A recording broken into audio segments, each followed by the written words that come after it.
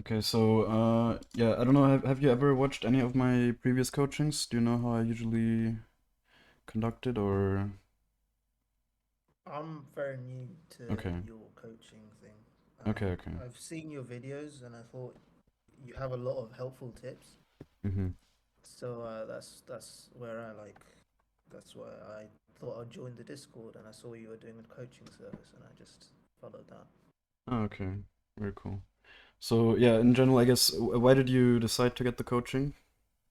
Well, it's just there are certain situations that I just can't find on YouTube, like things that I don't know how to deal with as an Echo main.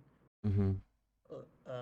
One of the examples is like constant invasion of junglers or like Smurfs or people who or like in a situation where there's certain situations where I would just will not be able to carry a game.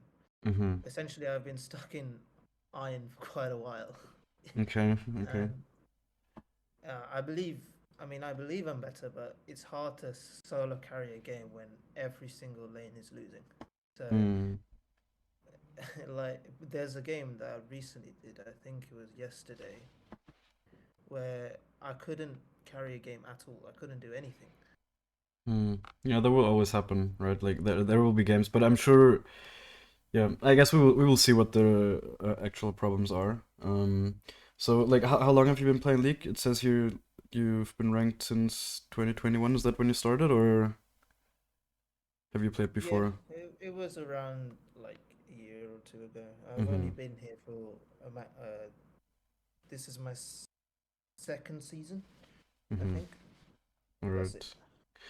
right. Yeah, wait, let me actually share my screen with you also, because I will go over the OPGG in a second, but I want to ask you some more questions first. Wait. Yeah, this should be it. Right, so, yeah, I guess what is your goal this season then? Like, do you have a goal rank that you want to reach? I mean, really, I'd like to get out of iron. If I Mm-hmm. could, I would like to get out of low elo, which is like I get climb as high as I can. Mm. Or be a Okay. really good echo main. Like I want to get out of bronze, Mm. silver if possible. You know, I Mm. don't know. I don't How even are know what that would your be. how are your LP gains at the moment? They're, well, they used to be really really bad. Now it's like I'm earning 15 LP per game. So I mean, it's I don't want to like burst your bubble, but I mean, that that's is about realistically really, really bad if you're in Iron. So, well, that's fine, yeah right? In the end, you just need to win games, and you might not reach.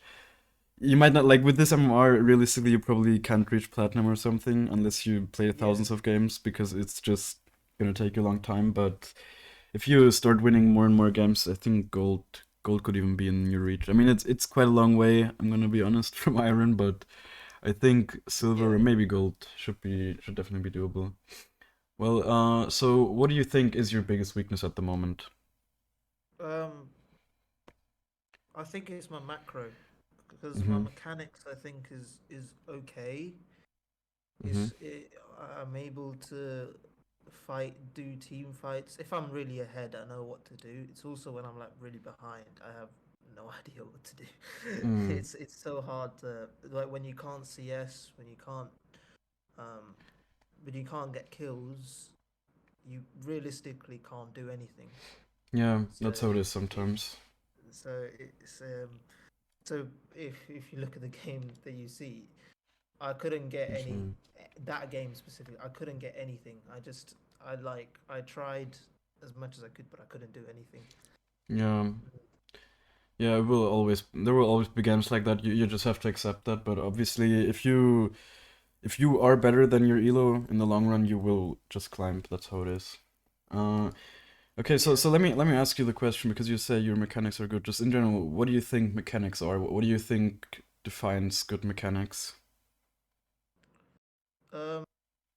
I mean, I think when it comes to mechanics, I thought that mechanics was doing combos and doing it correctly, and doing it for a start, not missing your combos that Mm-hmm. you're doing.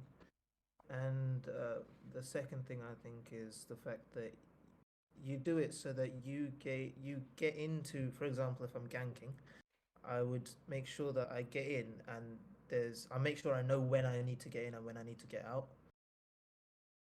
I think. Mm, okay, I mean, that is definitely part of mechanics, right? Like just being able to play around your own abilities and that stuff. But the thing is, like League of Legends is a game where there's, I think, over 150 champs nowadays, or at least over 140. So a big part of mechanics is just playing around the enemy's abilities, right? Just reacting properly and being aware of enemies' abilities because. Right, like if you think about people that have really good mechanics, what do they do a lot? They sidestep stuff. They use their abilities well just to I don't know, block other abilities or whatever, right? Or just dodge them. So that's in my opinion a much bigger part of having good mechanics is just being aware of the enemy's abilities and being able to play around them well, right? That's what a lot of low elo players. I mean, to be fair, right? If you just start out playing the game and you don't have a lot of experience, it's obviously difficult as fuck, right? It is difficult to play around all the mechanics, but that's something that you should just internalize this belief and just really think about it this way because then you will start improving, right? Just actively try to think about what the enemies can do. For example, like the example I already told this example once, but I think it's really good. Is for example when you run at a Lux, right? You know her abilities. It's you know that you will need to dodge her Q if you want to get on top of her. Yeah, So yeah. for example, in this situation, you should often hold your E as Ekko just to be able to dodge it, or at least move in a way where you can bait it out or whatever, right? Like that's something a lot of low elo players that they often just don't do that. That Yeah. they're not actively thinking about the enemy's abilities. So that fact alone, if you start doing that, you will get much better really quickly. Mm. I guess a follow up question to this is also like, do you know all the abilities of all the champs in the game? Not all the champions. I know Hmm. of quite a few of them. Like Right. some of the most common ones that I would know of are like I know Kane, Yi, Lux, Samira, Yeah. Okay. I mean. like quite a lot of champions I Okay. can just name, but I know quite a few of their abilities, or at least have a general Okay. gist of what their abilities are. Yeah, but see, like that alone, right? It's like almost you're playing. It's almost as if you're playing with a blindfold on, right? If you just don't even know what the enemies can do. So Mm-hmm. I guess if you really are interested in improving, you should just put in the time. Just look at all the abilities. At least read them all.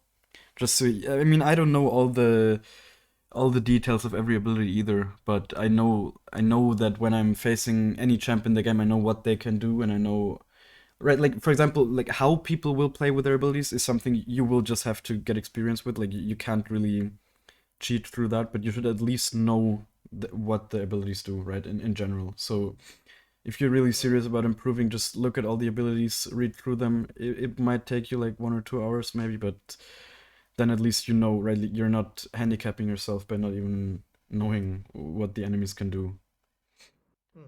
Mm. So do you watch like any league content creators also? Yeah, I do watch League content Yeah, creators, who do although you who do you watch? I mean they're not really Echo main. So I watch Yeah. Charisma with his Kane, and Okay. I watch Laceration with his Zed, Mm-hmm. and I tend to watch a lot of like Echo. I don't know, montages maybe, Okay. but other than that, I don't know many other YouTubers I can really watch. So. Mm. Well, I can recommend just for like improving purposes. I guess Midpiece is really good because he explains quite a lot. Like he does VOD reviews of really good players, but just seeing how these guys play, right? Even if obviously he usually shows mid lane gameplay, but you see how people play, right? And you see how the junglers play and this kind of stuff. It helps you improve quite a lot, in my opinion. Mm. Also, I personally I like watching Drutut, Baus. I like watching these like just really high elo players. Just seeing how they play, it will make you better without even you having to try and learn something, right? Like you will just learn by seeing how these people play, and you can adapt to that. At least I Mm-hmm. can. I don't know.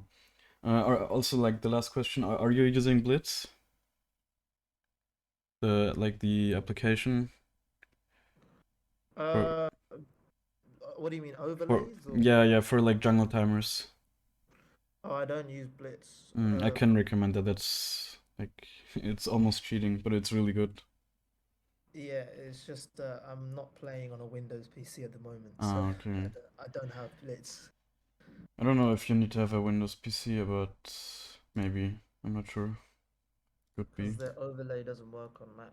Ah, okay, you've tried it? Yeah, I've tried it because I wanted an overlay. I used to have Professor on my Windows. Mm-hmm. I don't have that anymore. Oh, are you playing with low FPS usually? No, they tend to be around 60 FPS. I mean, yeah, that's obviously not optimal for like a game where there's so much happening, but that's for sure not the reason why you're an Iron. I'm sure. Right, so let's go into the OPGG then. Have you played this rune setup all the time, or have you just started after watching maybe like some of my videos?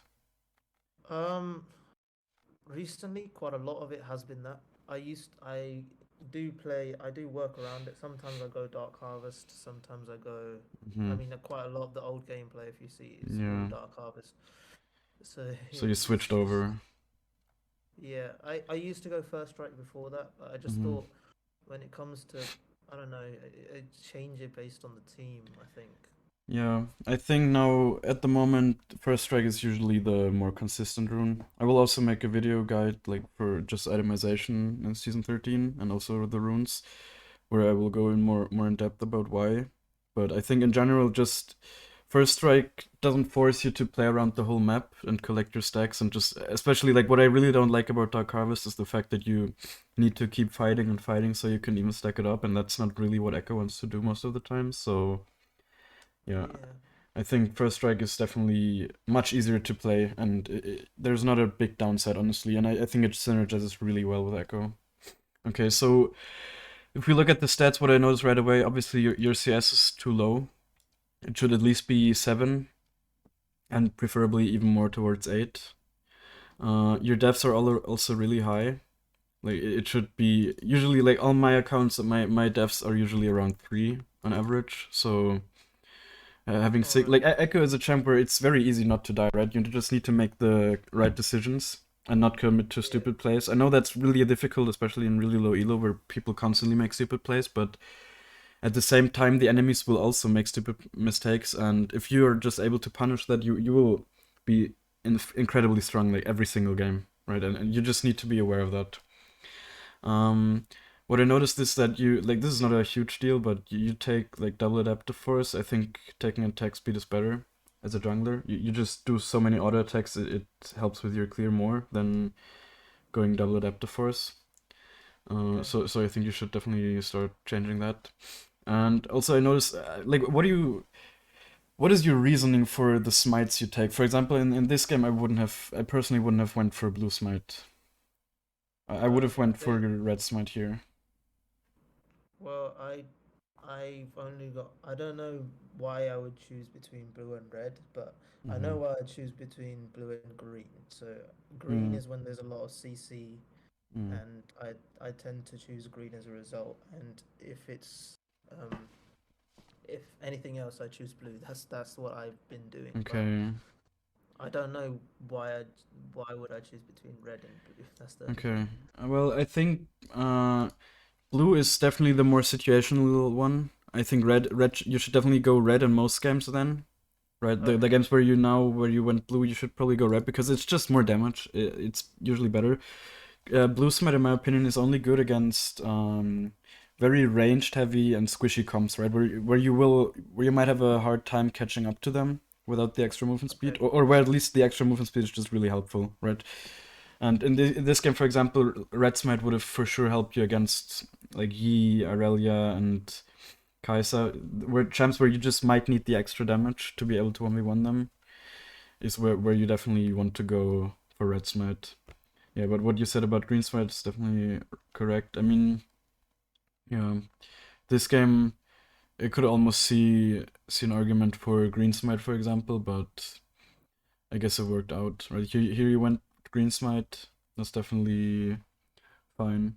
Oh wait, what did you go for? You should never do this, by the way. I just saw that. Like Treasure Hunter is the only reason you really, or is the biggest reason you take Domination Secondary. You really don't Okay. want to miss out on that. Like, Ekko is super dependent on getting items, so Yeah. getting more gold is just exactly what he needs, and it is really what you want to do. Mm-hmm. Um, yeah, let's see. You build mercs quite a lot, but I think it's very understandable in these games, to be honest. Well, this game, for example, I would have went for Sorks because, see, like they don't really have any CC that you need to, right? Like Pike CC is very easily dodgeable with Ekko, right? If he E's onto you or whatever, you just dodge it with your E. Yeah. And yeah, do you always go mercs actually? I just saw I that. go Mercs quite a lot. Hmm. Okay, but it's actually, I mean, in a lot of these games, to be fair, it is really. I would also go mercs in a lot of those games. Yeah. Okay, the thing is, the only time I guess, I mean, going mercs is definitely the safer option always.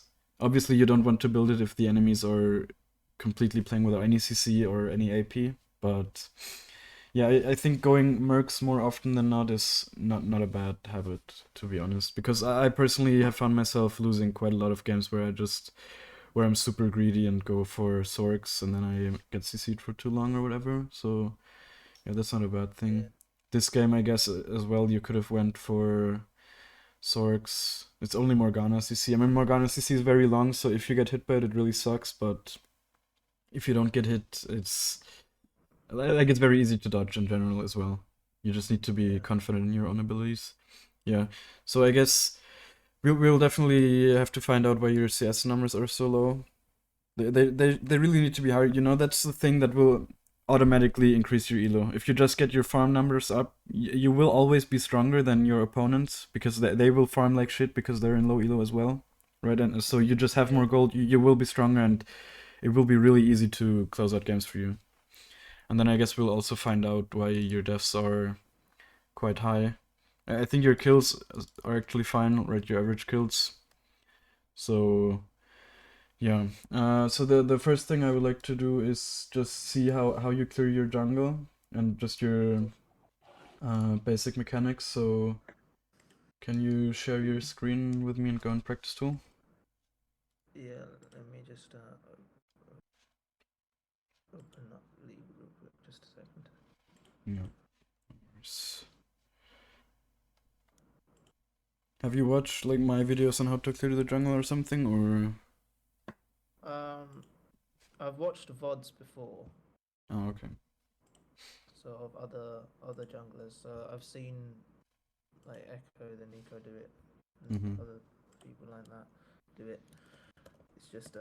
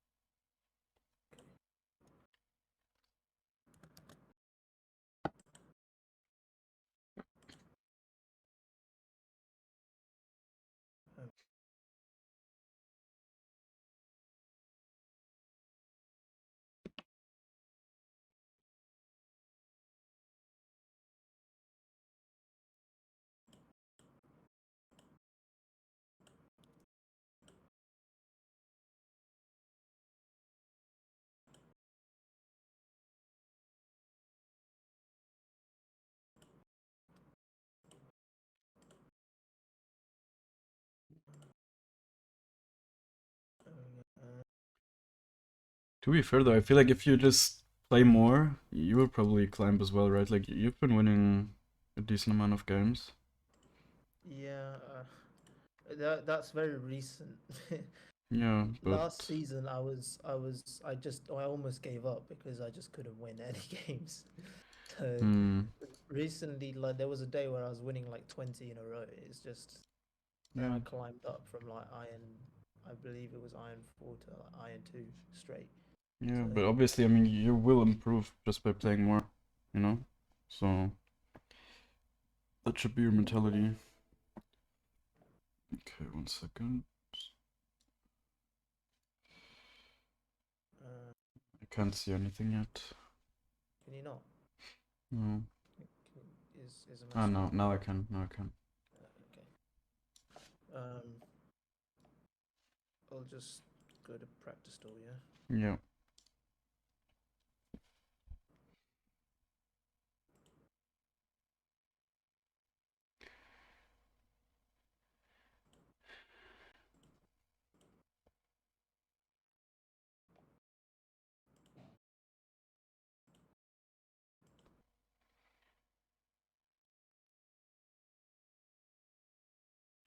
You have a mouse though, right? Yeah, I Okay, do have okay, a good. mouse. No, I mean, I do not. I can't play League with a trackpad. yeah, I That's don't think prohibited. anyone can. So,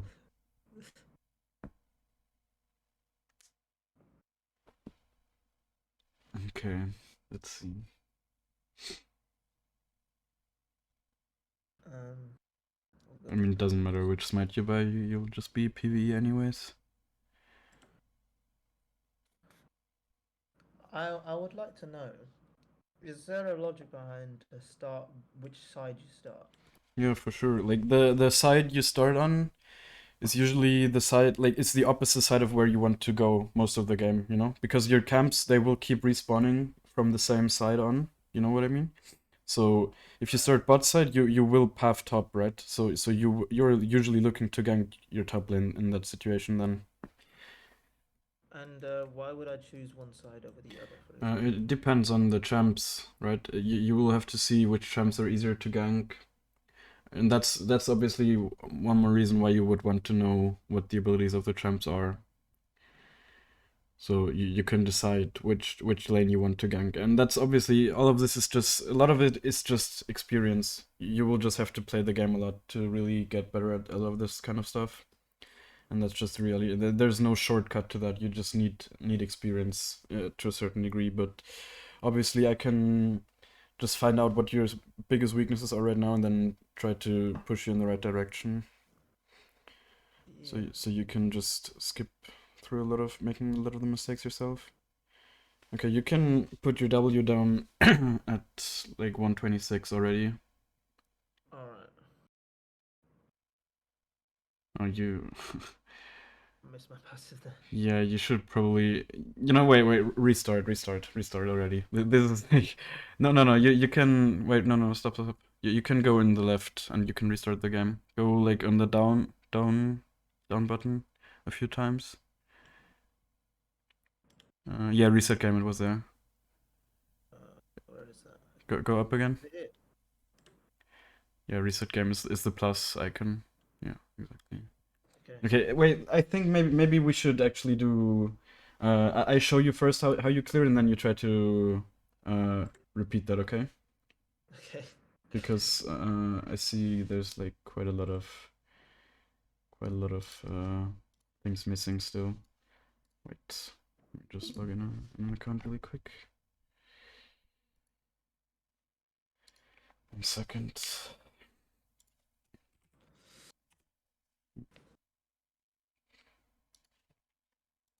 You said you watch like Echo the Nico how he clears. Yeah. Although that was not what I. What I just did is not what you Yeah, did. yeah. Okay. I do hit my passive. I promise you. Yeah, I believe you. But still, I want to just show you I will try to get done like the most optimal clear, just so you can see how it should look. And that's also one thing. One thing I personally didn't even do well enough for a long time is just staying really efficient with your clearing.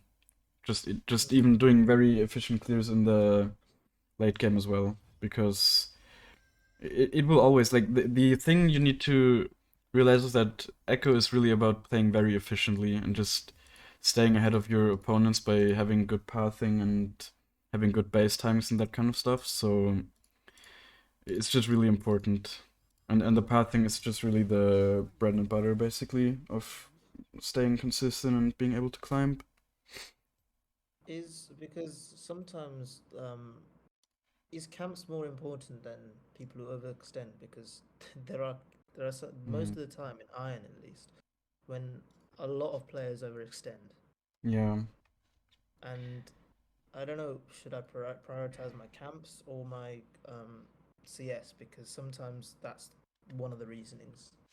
Hmm. Again, of course, it depends on which champion it is. If it's a Darius on top, example, that's going to be quite difficult.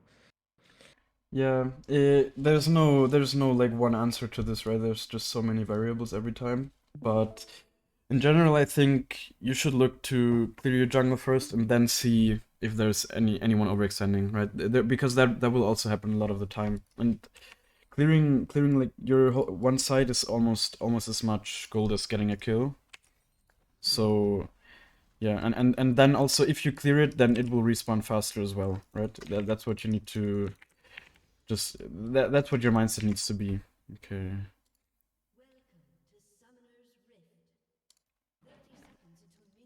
Right, so here, see, at 126 I will place my W because, as you can see, it will linger for a bit, so you can just step inside and stun the red buff then. I usually don't smite the red buff, I usually smite the grump, I don't know what's better to I be do that as honest. well. I Yeah. do that as well. I like smiting the Crux because then, as you will see in a second, you can clear them really well. You don't have to waste a lot of time. Obviously, usually you would get a leash here as well, so you'd be healthier. Depends, because sometimes in Iron you don't get leashes. Yeah. I mean, see, now I smite it, and Yeah. then I attack this, the big one a couple of times, then now I attack the small one. Now they will burn out, and you can already start running and throw your Q back. Okay, I don't know what the okay, yeah, see, it's important that you get all 8 CS, but you will usually get them if you just throw it back like that. After you run around the corner. Then I usually clear the small ones, at least a few of them, because if you don't, then they will make you quite low. You can already keep running because the small wolf or whatever, it will attack twice after you stop attacking. So if the camps are low already, you can just run. And here the small ones, you should just proc the passive on them, and then stop attacking them because they will die to your pet. Right. Here is usually also where I pop my potion. I mean, it depends, but most of the time I will pop my potion here. Just because I can, basically. And because I want to be healthy. Do you know also that the E is like an auto attack reset? Yeah. Okay. I realize that. Yeah, see, like you can do this basically, where you do quite fast. I usually smite the grump as well. And Yeah. now you will be... I mean, if you get a leash, you will be faster even to get the crab. Yeah, and usually you will trade sides with your enemy jungler anyways. And in Iron, people don't nearly prioritize the crabs as much as they should. So, yeah. I guess while I'm already in practice, so I will also show you the basic Ekko combos already. To see if you... and let you try to... wait, why can't I tap out? Let you try to recreate them. It's... I mean, I don't want to overwhelm you, right? But I'll just try to show you as much as possible. So, like, if you engage onto enemies, you should always do it like this, where you throw out your Yeah. Q already. And I mean, every time I coach someone, I ask them if they know this combo, and everyone said yes. But in game, nobody really used it. So Oh, I use this all the time. okay. I use this and then I proc rocket belt, Okay. and then I get an extra auto attack in there. Right. Okay. Okay. So I guess now you should go in game again and show me.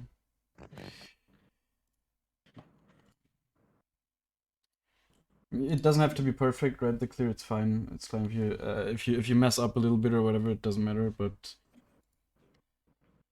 just try to do it as best as possible, I guess.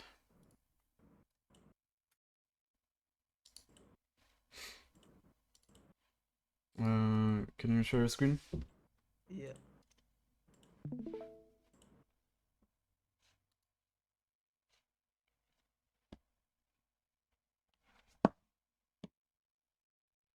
I can't see anything yet.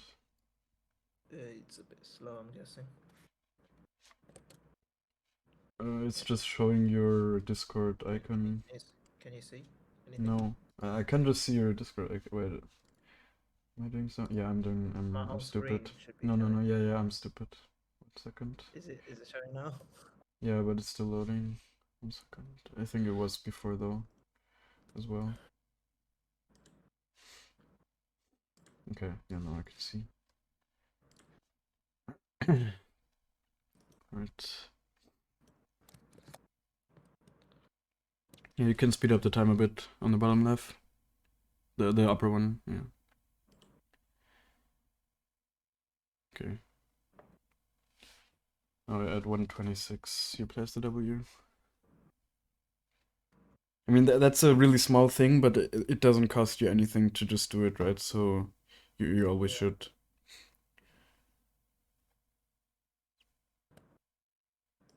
That was a bit early, but I think if you can wait, yeah, you can still wait it out, it's fine.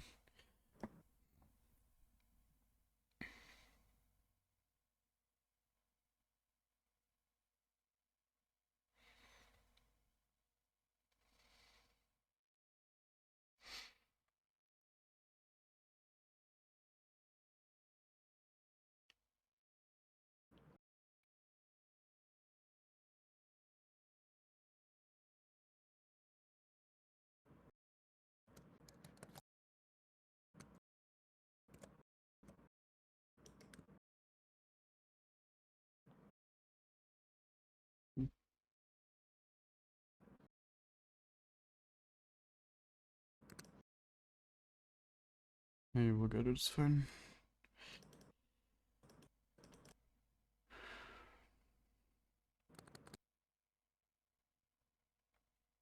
You should definitely place your W, so you lose a bit less HP. But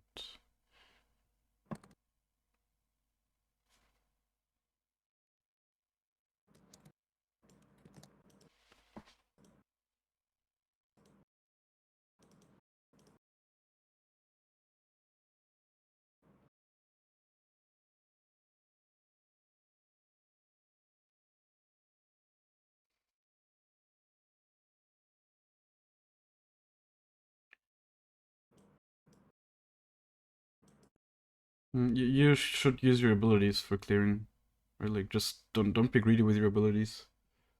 They will make you clear faster, so there's no reason to hold them.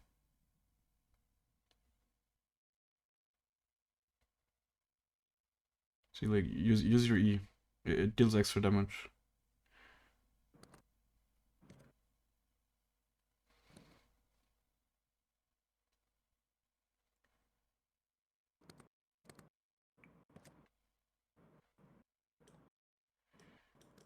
Yeah, this is completely fine, right? I guess you can show me on the target dummy, so just quickly show me the mechanics. I mean, this clear was like maybe 8 seconds or whatever slower than my clear, but these 8 seconds they won't make a difference in your elo, so that's completely fine. I mean, if you're in challenger, these 8 seconds they might make a difference, but in your elo, as long as you just keep clearing efficiently, it really doesn't matter, and you will get better at it just by playing more, anyways. Okay. I'll show you the combo now. Yeah. Mm-hmm. Yeah, it's good, I guess. It's really just about doing it in game consistently. So I guess we'll see if you really do that. I do that for an engage, but Mm-hmm. sometimes I feel like I have to just catch up with them, so I do my Yeah, yeah, clear. yeah, of course. It's situational. Yeah, yeah. Of course, you can't always do it, but you should try as much as possible, I guess. Oops. Okay. Yeah, just go in game now, I guess.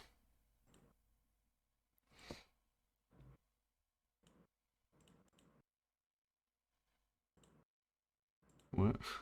Autofill enabled? What the fuck?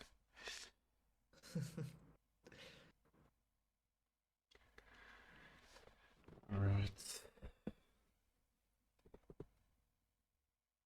Damn, you have 3 minute estimated queue? What the fuck? Yeah. Is it actually, is like the population in Iron lower than in Gold or whatever? I guess it is. It's the bottom 10% of the entire Yeah. league plan. Yeah, I think most players are around gold, probably silver to Silver, I gold. think, because Yeah. like I remember someone telling me like oh, a lot of people are in silver. Hmm. Yeah, yeah, I think like 70% or whatever in silver.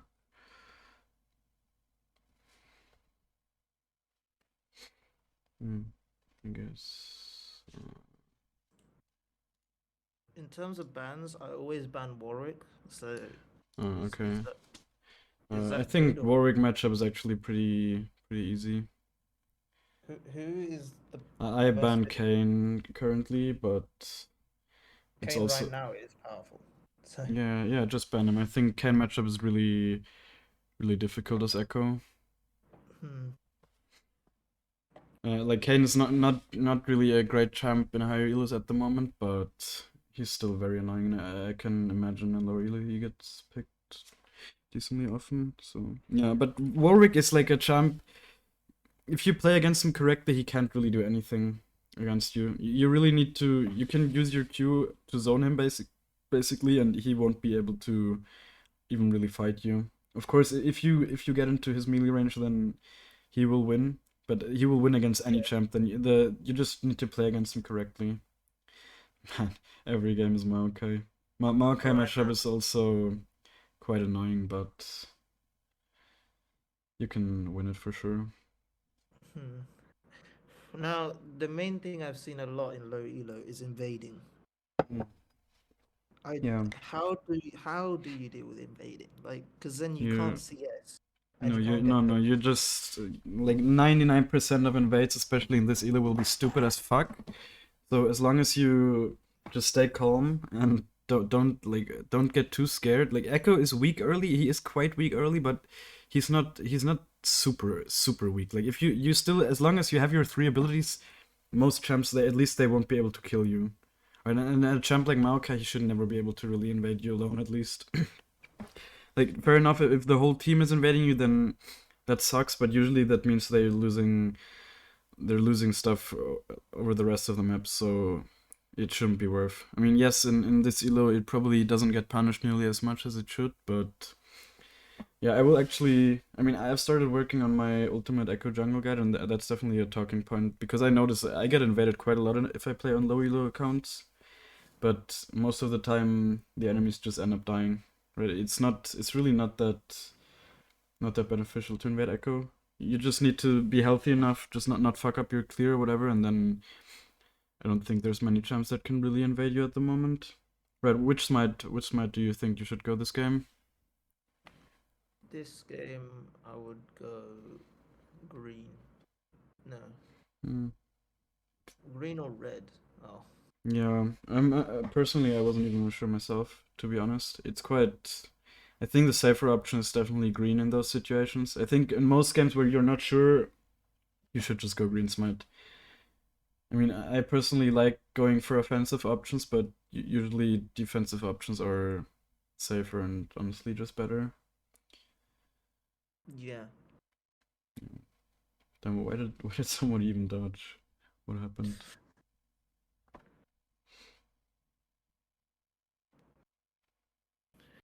It's something that sometimes happens in Iron as well.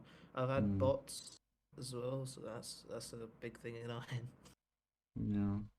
Almost always have bots. Really, what? Actual bots? Like there was a time, this was like before, where if there was a Yumi, it's almost always a bot in Iron. Yeah, I've heard about that actually. Yeah. And a But Taric as well. Taric as well was the same. are they like D-ranking bots or?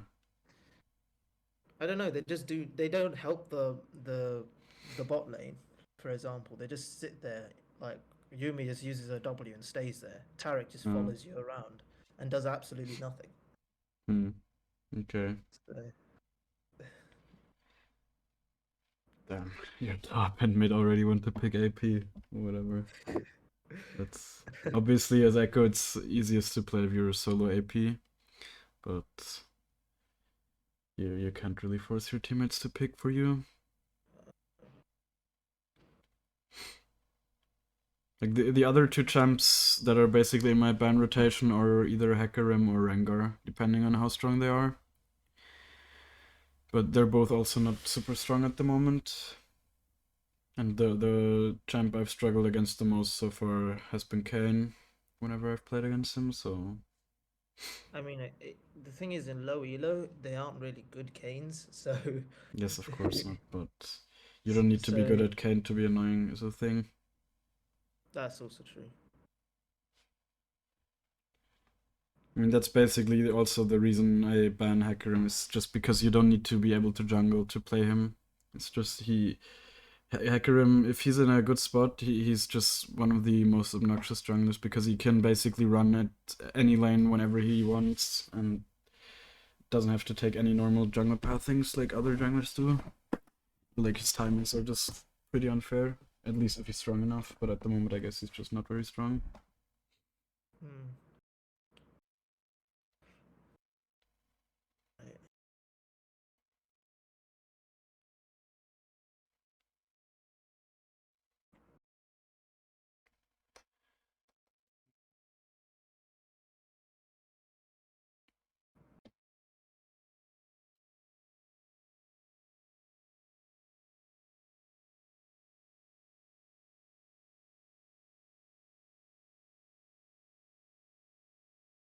They take a lot of time to pick the champ. Like, come on, Yeah. thank God. Defo Green Smite, I'm guessing, Yeah, yeah, I think because so as well. Jackson Lux. Yeah, I mean Jax CC is pretty dodgeable, right? You should usually hold your E to be able to dodge out of his E when he's on top of you. But yeah, Lux, Talia, now Timo as well. It's good to have some tenacity against those champs. You won't be able to dodge absolutely everything most of the time. So yeah, you can even think about taking MR here, honestly. Yeah. But on the other What hand, is you should build Mercs as well. what is MR on Echo? Because No, just itemization. like in the runes. I mean, MR. Oh right. But don't do it. Don't do it. Don't do it. You should in this game you should just build Mercs and that should be enough MR. Well, the thing is you usually just don't build very defensively on Echo. At least I Yes. don't, and I think it's just gonna make you a better player if you learn to play just by playing full offensive style. Because then, like your glass cannon, of course, it might be more difficult, but it will make you a better player. So, you know, Teemo jungle. I've never built MR on the Echo, but there Yeah, were there is times not really a good item. there were times where like I play against a Yi or a Evelyn and I just can't, I'm already behind and they just one shot me. So it's The it's thing like I is, can't. it's better to build defensive items when you're ahead, actually, if anything.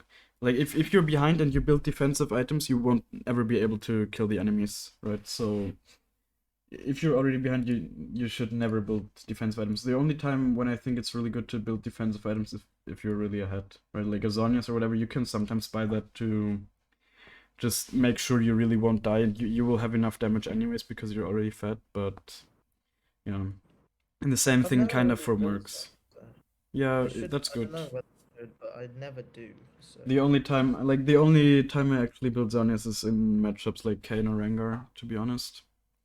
I think a lot of people make the mistake of having it in their core build, but it's not that good on Ekko. Ekko has his W, he has his R, right? You don't need the defensive item in yeah. most games. The most defensive item you should build is Mercs most of the time. For example, this game.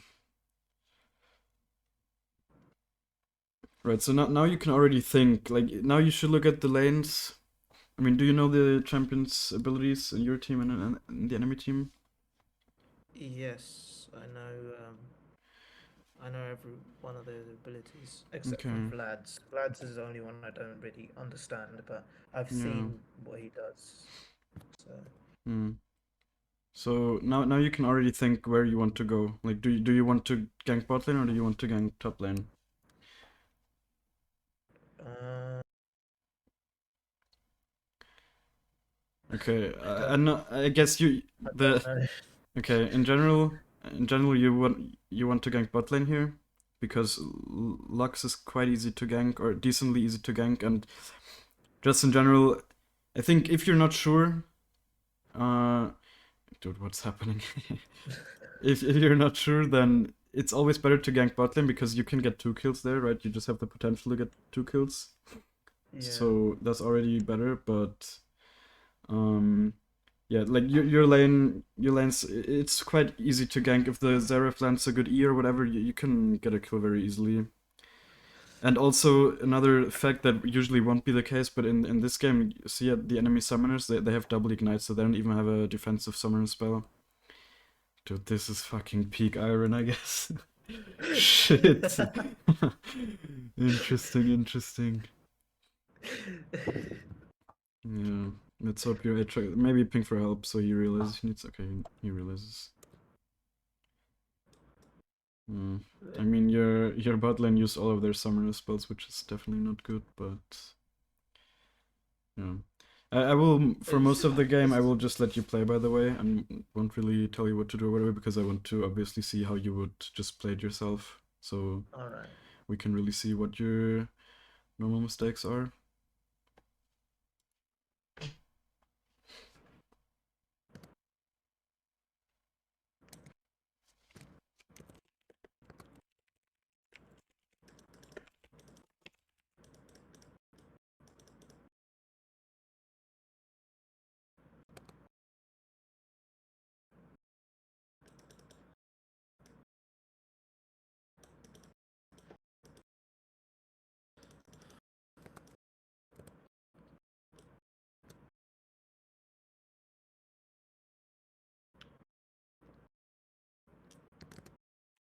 It's very weird.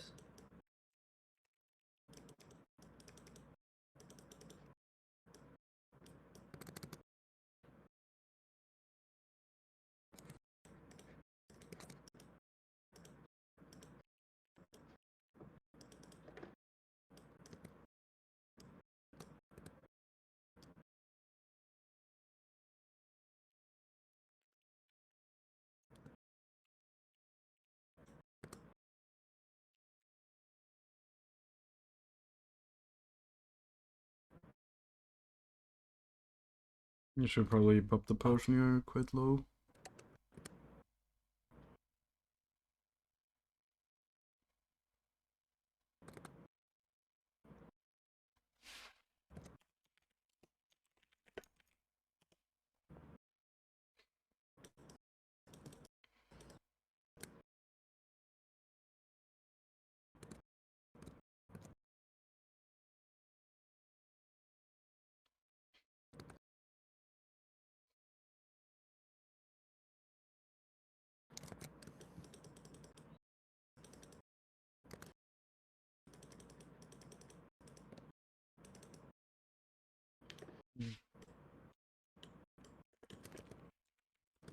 Why are you not going for the crap?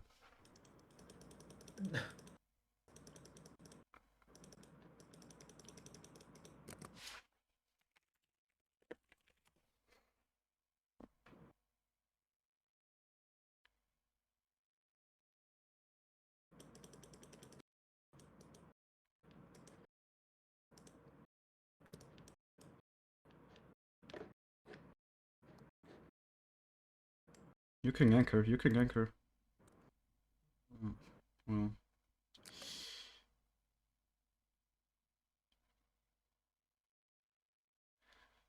You're lagging a bit. Hmm? You had like 100 ping for a second there.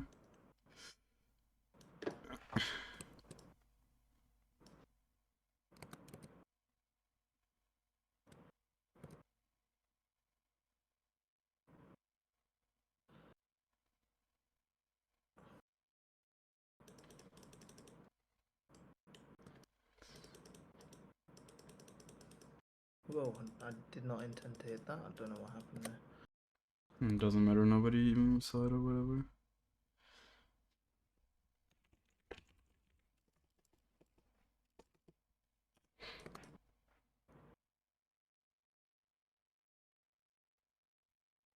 Come on.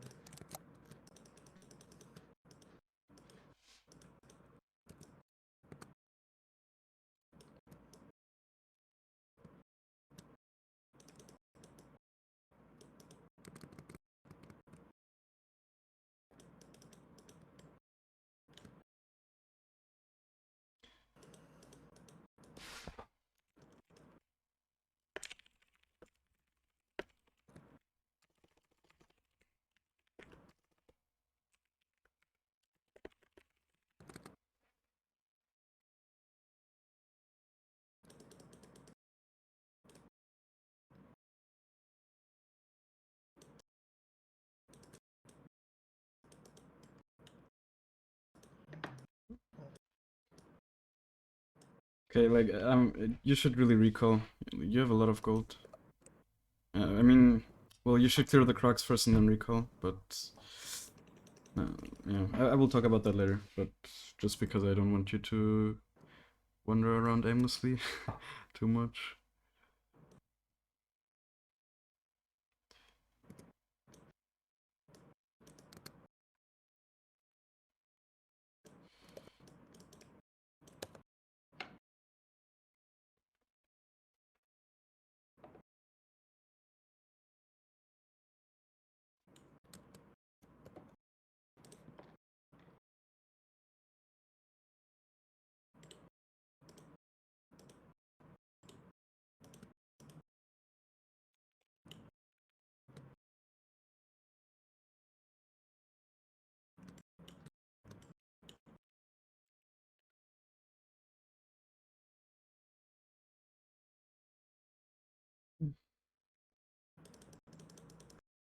You might be able to kill him.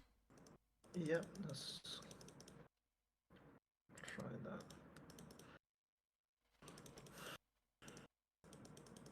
Well, you got Oh, spotted, but you should still.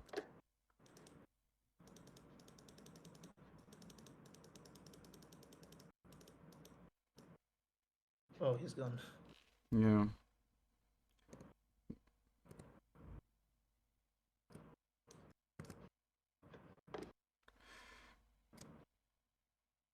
Oh dear. Mm. Okay. Okay. What just happened there? Yeah, we will talk about that after the game. I will explain to you what went wrong there.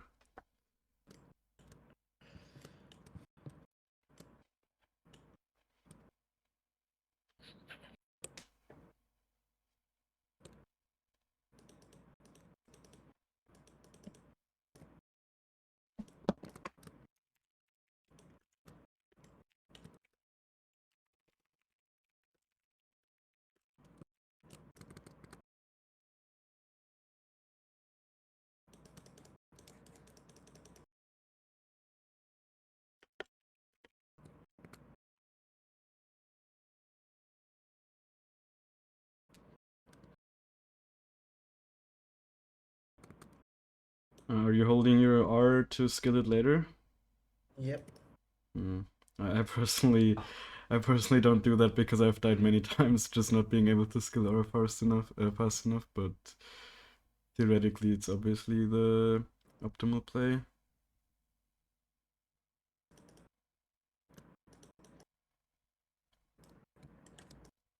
Oh dear.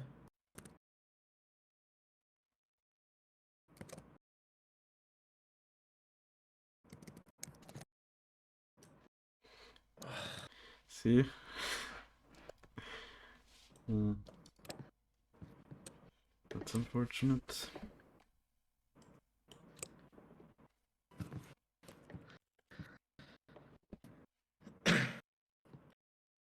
I don't seem to be doing too well. Yeah. Seems like you're sometimes maybe getting a bit overwhelmed in the fights, or not really playing them out calmly, even though you probably know what to do. But yeah, I guess we'll talk about that more.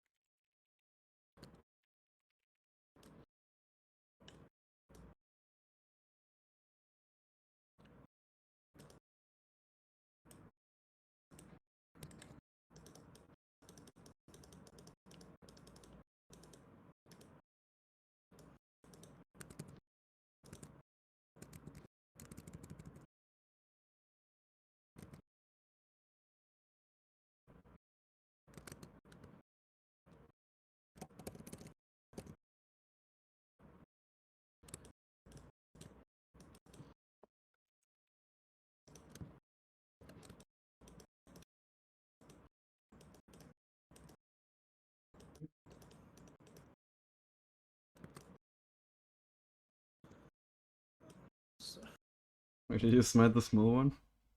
I did not intentionally do that, but sometimes it just happens. Hmm.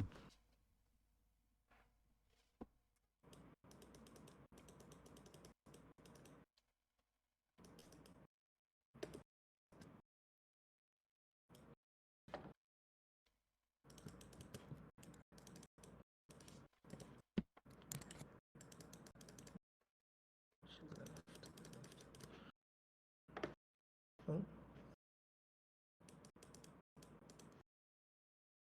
I'm pretty sure it's warded if she plays like this, right? Hmm. Yeah, you should also. I mean, that's something I wrote down, but you should really buy sweeper as well as a oh, jungler on yeah. your first base. Okay. Keep that in mind. There's not much. Just go to Rift now. Why? Actually, no, probably not. I'll get Z's Rift.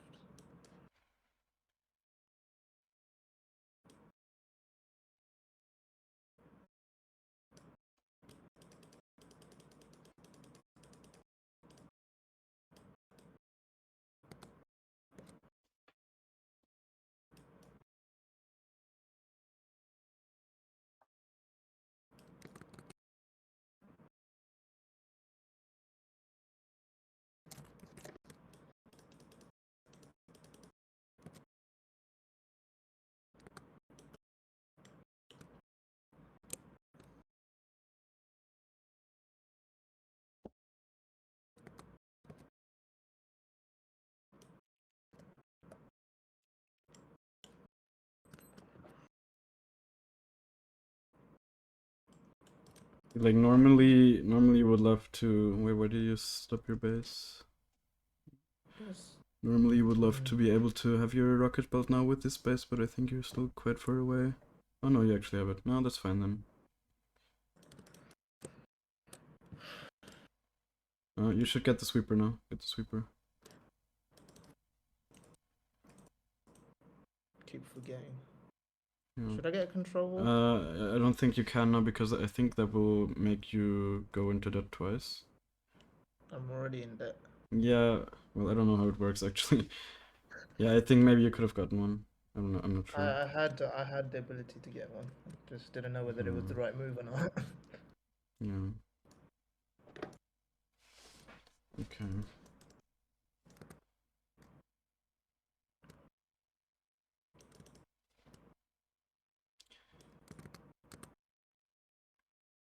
Well, let me just tell you there's definitely a lot of things already that will improve your gameplay so much, and there are things that you can fix that are so easy to fix. So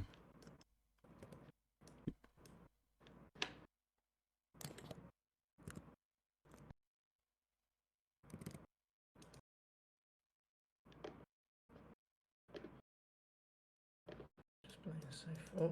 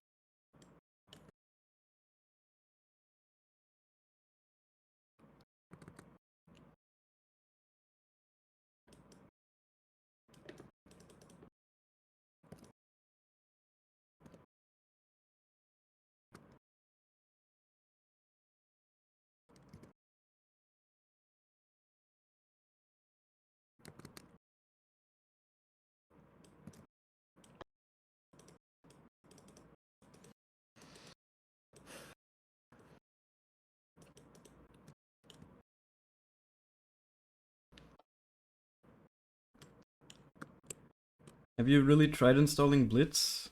Because I think that that alone will also really help you.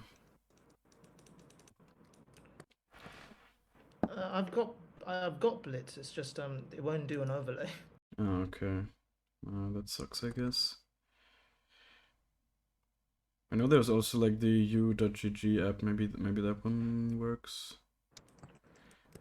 I tried looking into overlays. It's quite Mm, difficult. okay.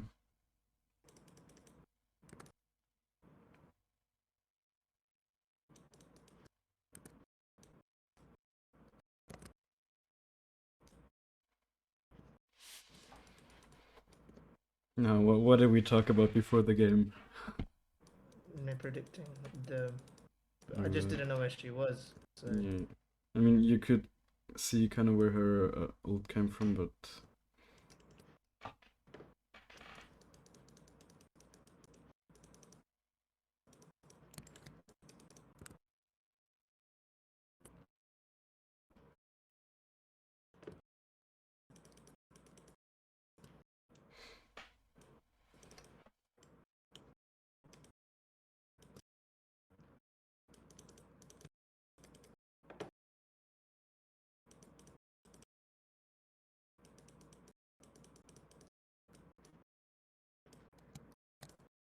you should check the Drake. Oh, guys, come on, man. We we saw it get placed a second earlier. How did you run into that?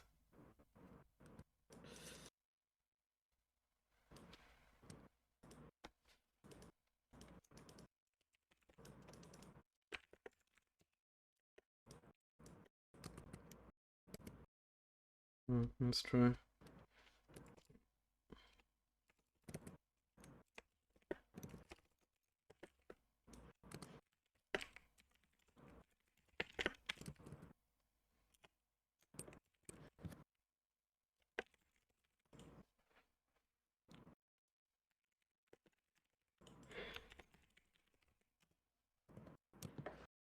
that was just me missing stuff.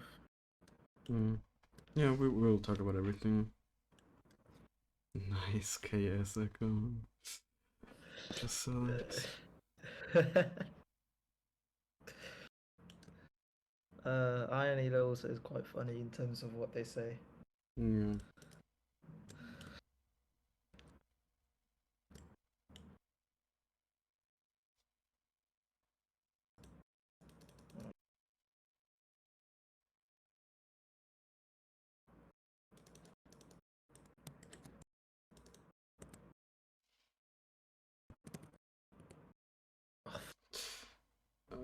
That was horrid.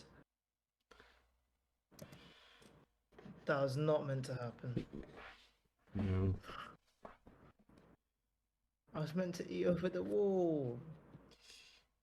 Happens.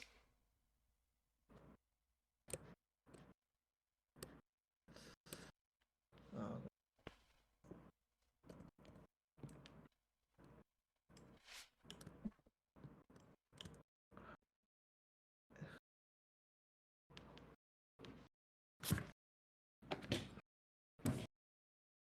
right.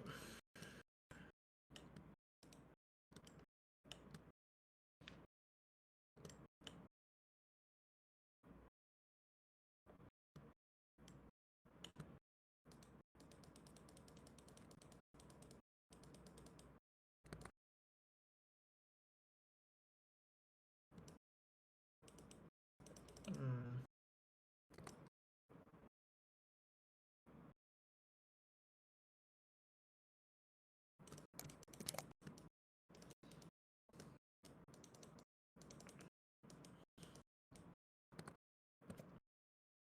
Oh, no, no, I'm out there.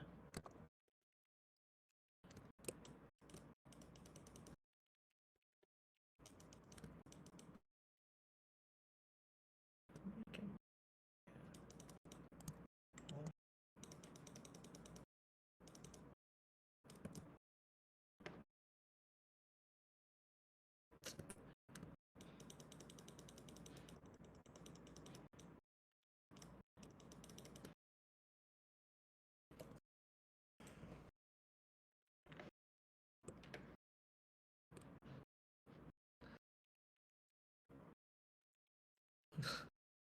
I'm just not playing well.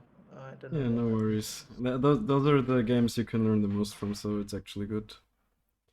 Alright, well, I mean, obviously, if you might not make all of these mistakes every time, but still, I am sure, like some of the things that I'm seeing, I just know that you don't know how to do them better, so I can explain them to you, and it's gonna help you for sure. I just don't want to overwhelm you or whatever at the moment, so we'll go over that in the VOD review.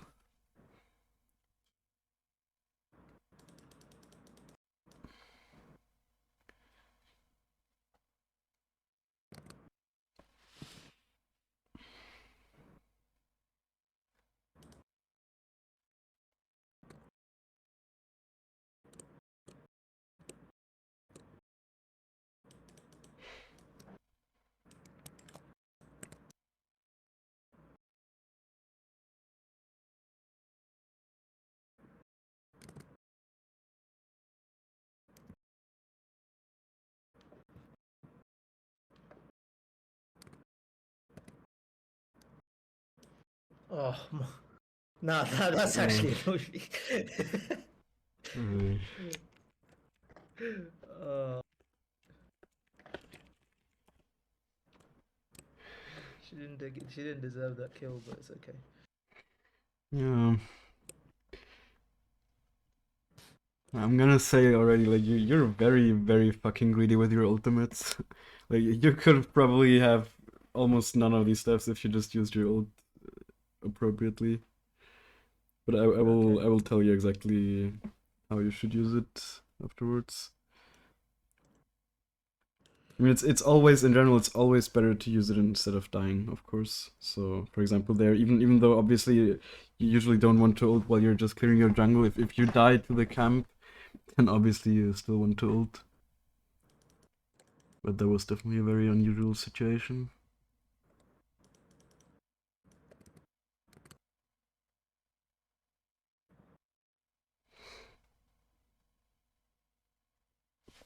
Oh dear.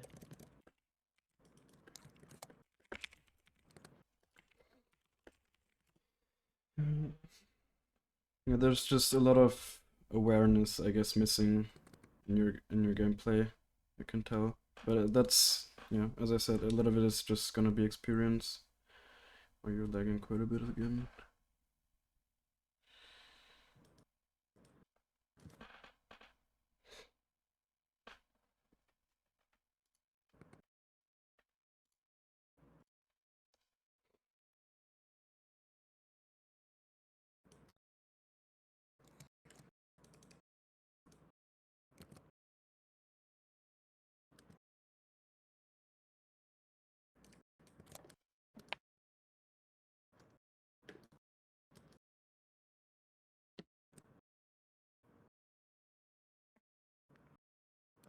Oh dear.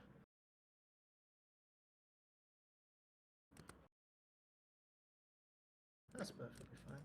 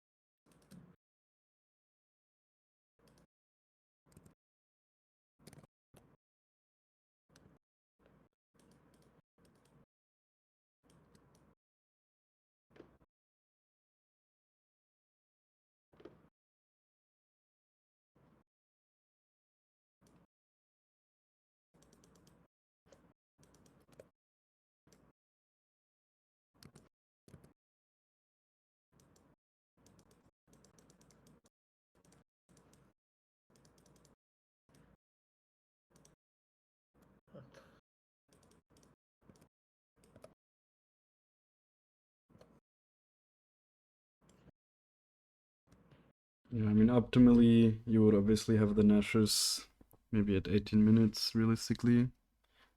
But obviously, you died quite a lot this game, so Yeah. damn, your Vladimir really wants to win this game.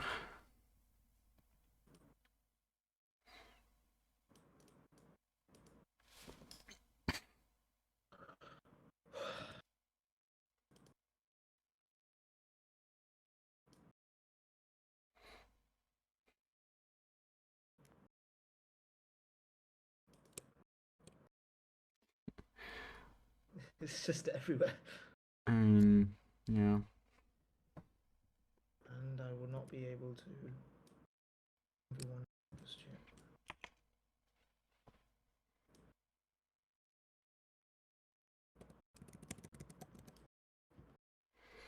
Well,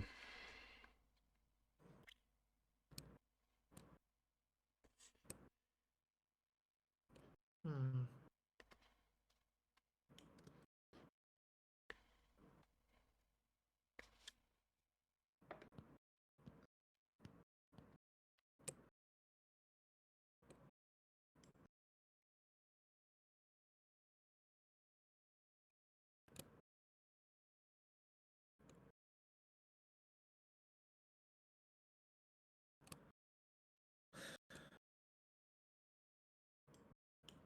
Doing Baron.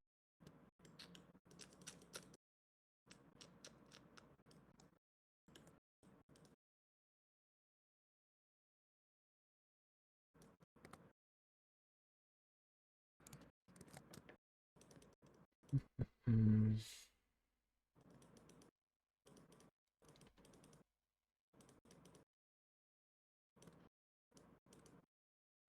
Why is she when? Also, what about teammates who take your red buff or your buffs? What do you do then? I mean, at this point, you should usually give over the red buff to the ADC, especially if you're not really strong yourself. But Okay. yeah, like if they start taking the rest of your jungle, it's sometimes really bad, of course. There's not much you can do, but yeah, like giving over buffs is usually fine. I only like taking them for myself if I'm very strong myself and feel like I'm the carry.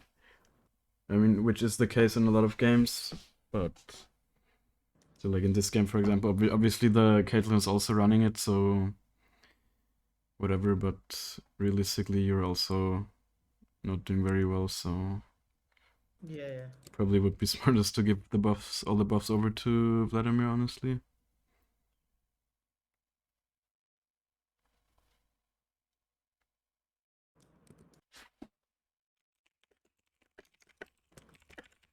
Mm. Okay, let's hope this game ends soon, honestly, because I already have wrote down so much.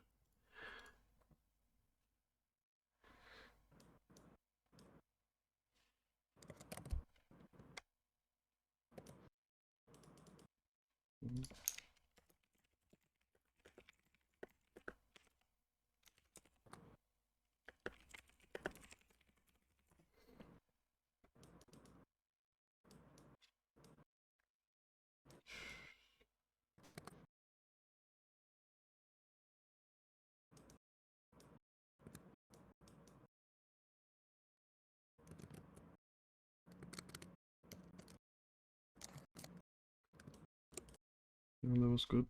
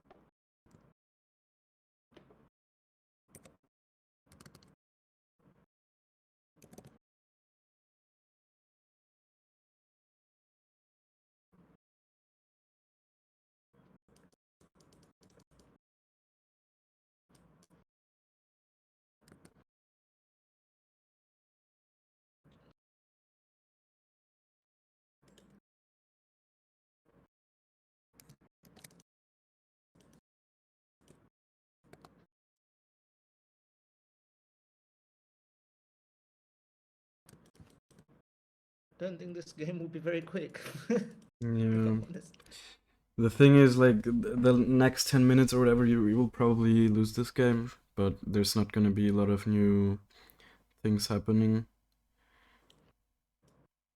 So, there are not a lot of new things that I can, like, tell you about because it's mostly the same stuff. I mean, realistically, there will be there will be ways to come back in this game because the enemies are constantly overextending in stupid ways and whatever, but you just need to be able to see it fast enough and punish it. But I already wrote down some situations a few minutes ago, for example, where you could have punished. We'll show you and tell you exactly how you should have done it.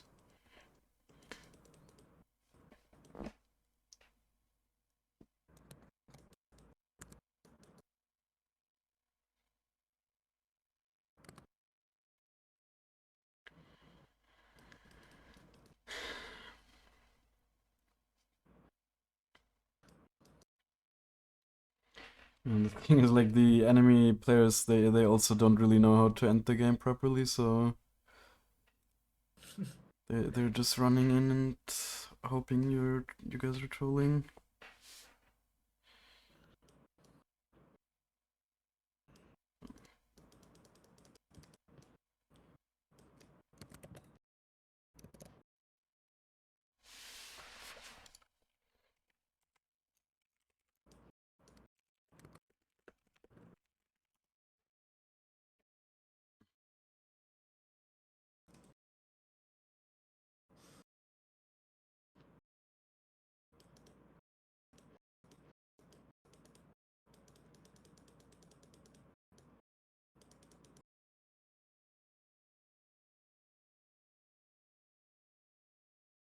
Okay.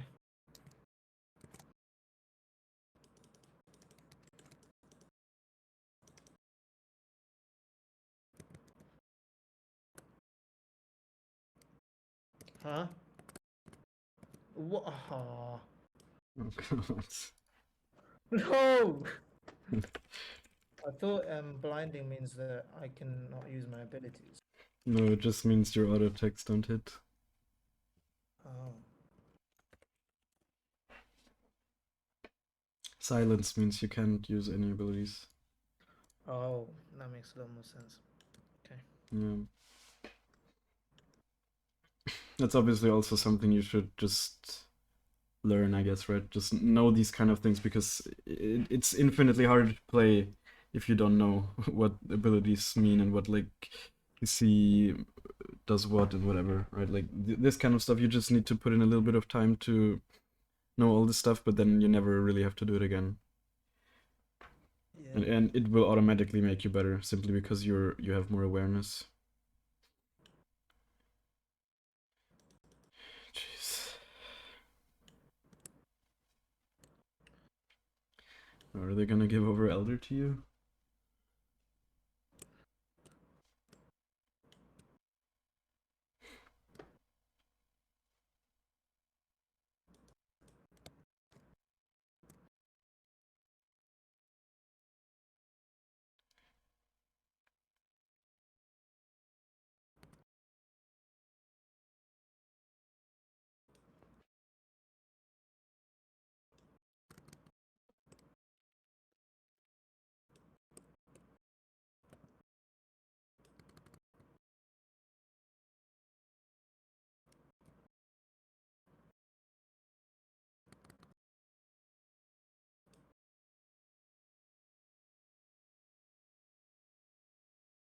Might be losing base.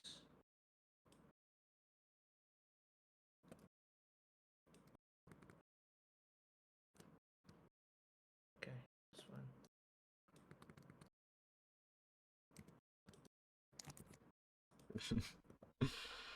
What a game. Oh, you lost both turrets? No, you lost the inner tower, I think.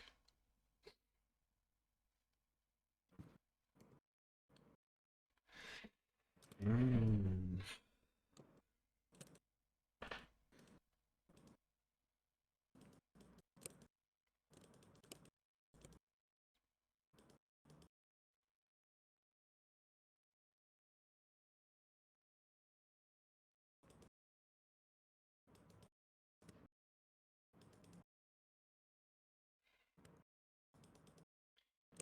Just ping your team maybe to go mid.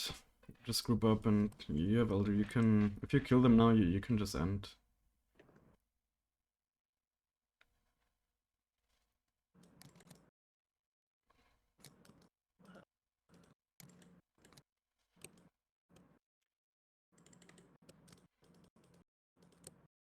Zerf. I mean, yeah, you need to, dude. What is Luke's ult cooldown? she just randomly ulted twice in like 20 seconds or 30 seconds.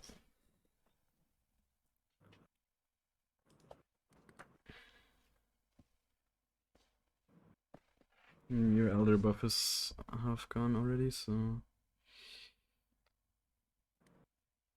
Goodness me.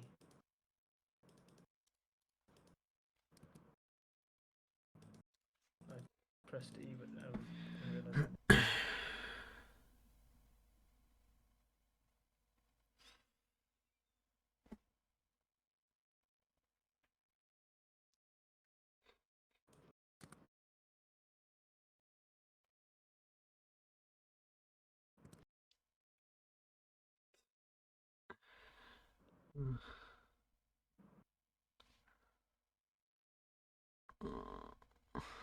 is the Vladimir gonna kill them now?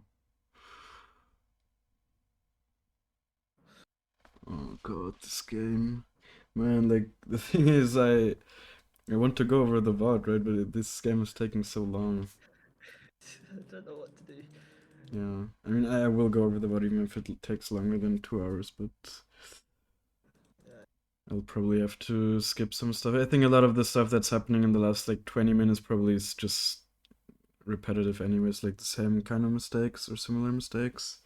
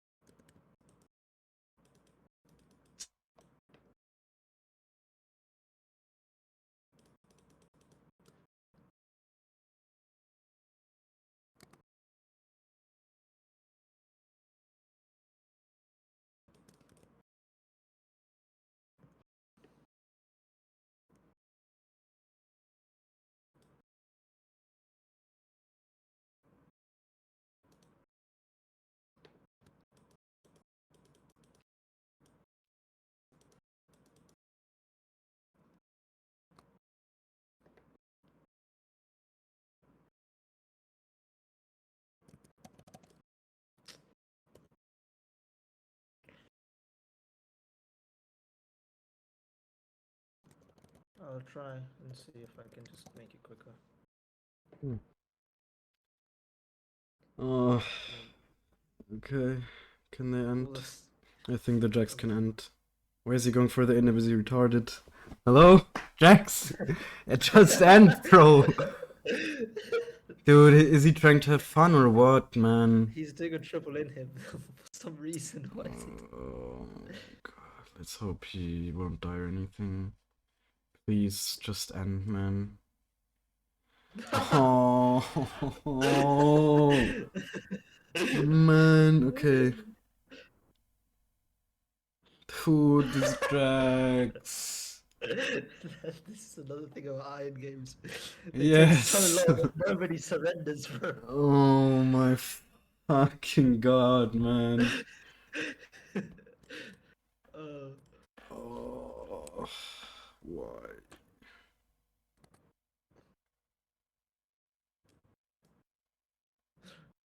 we're just not gonna win, but Yeah, exactly. it's, You're not it's gonna just win, and we knew that for the last 25 minutes. they're so persistent. Just like, do people not value their like time in the Elo at all? Not in Iron. Yeah, it seems like it.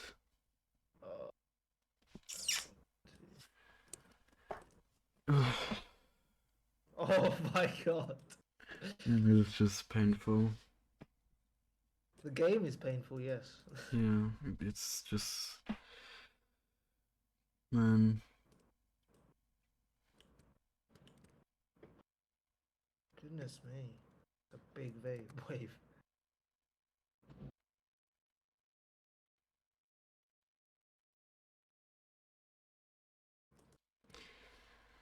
Hmm.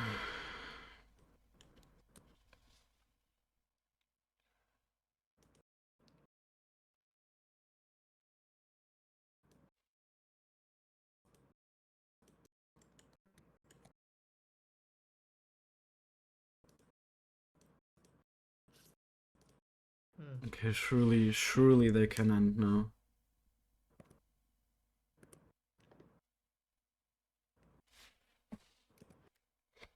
Lovely. I hope they Okay. end.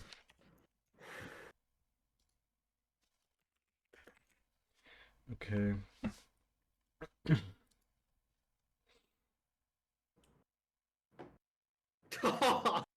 Hmm. There's 4 dead. Oh, there we go. Yeah, they can end. Okay. Man, this had to be like a 45-minute game. Okay. Yeah, let me share my screen in a second. I will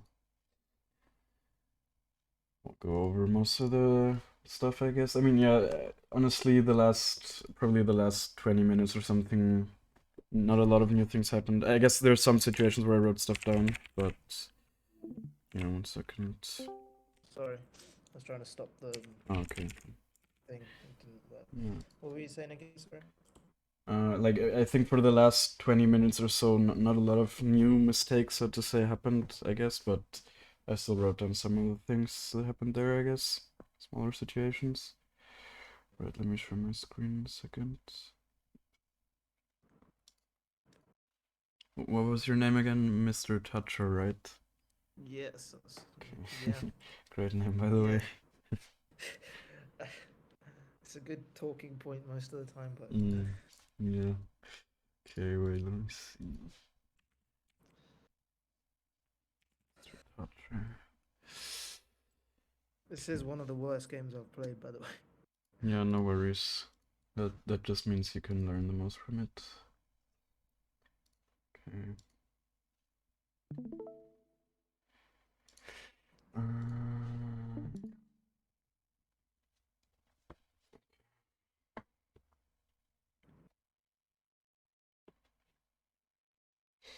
So in general, I think your biggest problems are definitely just your general awareness, right? Like the awareness about enemy abilities and that kind of stuff.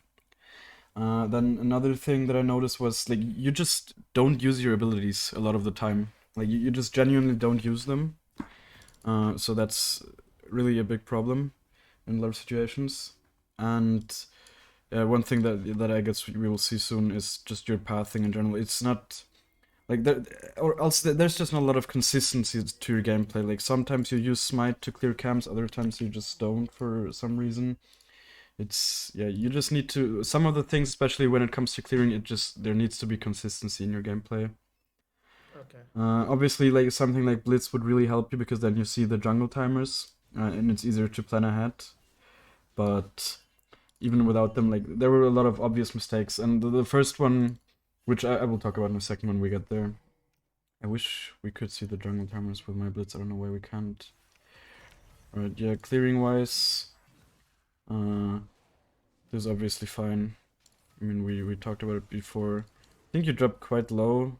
Sometimes I think you could kite a little bit better. Yeah, see here you cancel an auto attack, but these are like minor things. So you should just clear that. To be honest, you take quite a long time sometimes between auto attacks because you make an extra step for some reason.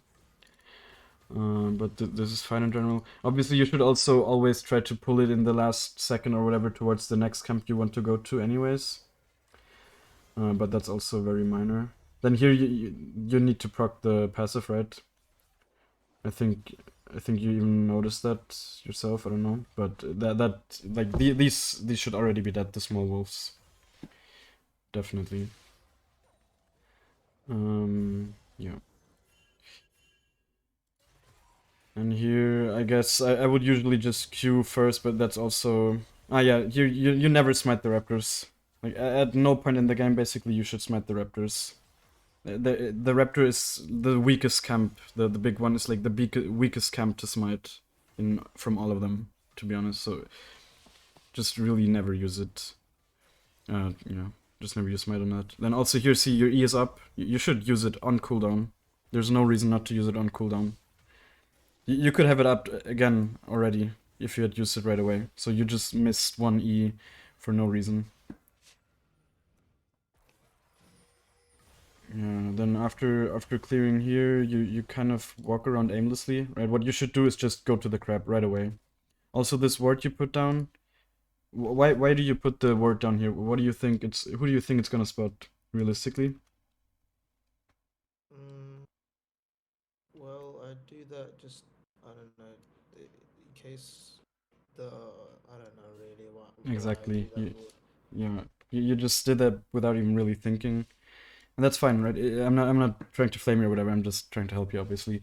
But Oh, no, no worries. this word is completely worthless, to be honest. Like, there's very, very little chance that the Teemo is gonna run in behind you this early, at least. So, yeah, what you should do is, first of all, obviously go to the river right away, right? When you were here and you were just kind of recalling or whatever, I asked you why you're not going for the crab, but what I would do is just clear the crab, and then I like to place a ward here either because it's very nice sometimes to spot the jungler walking here or whatever, or place it here, or sometimes like in situations where he would have puffed top, for example, it's also good to have a ward here or even here, just a deep ward. So then after you recall and the enemy jungle recalls, you can often spot them, right? So you just know their timings. Okay. Yeah, right. Like here, you just wasted like 5 seconds, and that's not even a lot of time compared to how much time you wasted in the rest of the game sometimes. But still, that's 5 seconds, and I think if we add up all the time you wasted in this game, you probably wasted like around 10 minutes, and that's obviously like way too much. You should not waste more than 1 minute. See here, first of all, you usually should expect wards in these brushes. Like in all situations, in these two, like the chance of ganking here successfully is very low, unless the enemy's over this line. To be honest, you know, like if the Talia was here, Sorry, can you see my mouse? I can't see a mouse. Ah shit. Wait. Maybe I need to. Yeah, I think. Wait. Let me share my screen then, not my application. 1 second. I think maybe, but you got like where I was talking, for example, when you did the should do the crab and whatever. Now you can see my mouse, right? Yes. Okay, yeah. So when she's over this line, Yeah. then you can gank her through this brush, right? In this situation, what you could have done here is just walk around behind here, and then if you use your W at max range, which you actually you had quite a lot of awareness for how large your W range is, but for example, you can see like right like the tower gives her vision up until here. So if you Yeah. stand here, you can use your W until here. And she first of all, if she doesn't see you cast it, then she has very short time to react. And also, if it's on top of her, she will get slowed, so you can EW onto her. Right, and what you're doing here is basically just doing a very low percentage play, right? It's very unlikely. She even kind of trolled. You can engage on her here. If she does this, you place the W here, and you engage onto her, she has to flash. She completely griefed there, but you didn't punish it. She's not allowed to step above this line, honestly. If you're there, yeah. I mean, you even see you were even able to engage onto her when she was back here. Imagine if you engage now. She's way too far ahead there. And this Vladimir was actually the only player on your team, basically, or like the only human. So I think he would have even done something for you there. Now, yeah, you even get double crab, which is pretty good. And then here, this was honestly fine. That the fact that you go to clear your camps here because it will give you a good base. But the mistake you did was not going base after clearing these camps. Right, I didn't want to tell you because I obviously want to let you play the way you would normally play. But after clearing the wolves here, you need to go base. Because what you need to realize is you need to spend your gold. It will make you clearing faster, right? If you keep clearing now, the camps, they're leveled up, you take quite a long time to clear them. So now you need to base. This was like your first big mistake, Okay. right? And then obviously also you cleared here. And if you go for this clear, then you also need to go to your crux right away, because you need to realize, like, for the rest of the game, or at least the next time they will spawn, you want them to spawn at the same time again, right? So when you're there, you can farm both of them again. And what you did here was, right, you're planning to, like, first of all, you walked around aimlessly for a few seconds again, and then you're planning to recall. Now imagine if you don't clear this camp, then it's just up, right, for no reason. And the next Okay. time you're here, you can only clear one new camp. Like, you always, you want to clear as many camps as possible, right? And at the moment, there's not even really any big gank opportunities, to be honest. So yeah, of course, realistically, you should have just went base. But in this situation, to not make things even worse, that's why I even told you, right? Just go clear them, because you just want to clear so they can spawn again. Basically, is what your mindset should be. Now, after this base, you're honestly pretty strong. So yeah, and then here the Jax. I'm pretty sure you could have killed him, for sure. He took quite a long time to clear the waves. Then now you get spotted. That kind of, I think you turned around for a second. That was also a small mistake. And now here's where could you have killed him? Maybe not. He's quite far away. Although you have flash. But in these kind of situations, you need to place your W as early as possible, right? Like, Okay. obviously he was able to.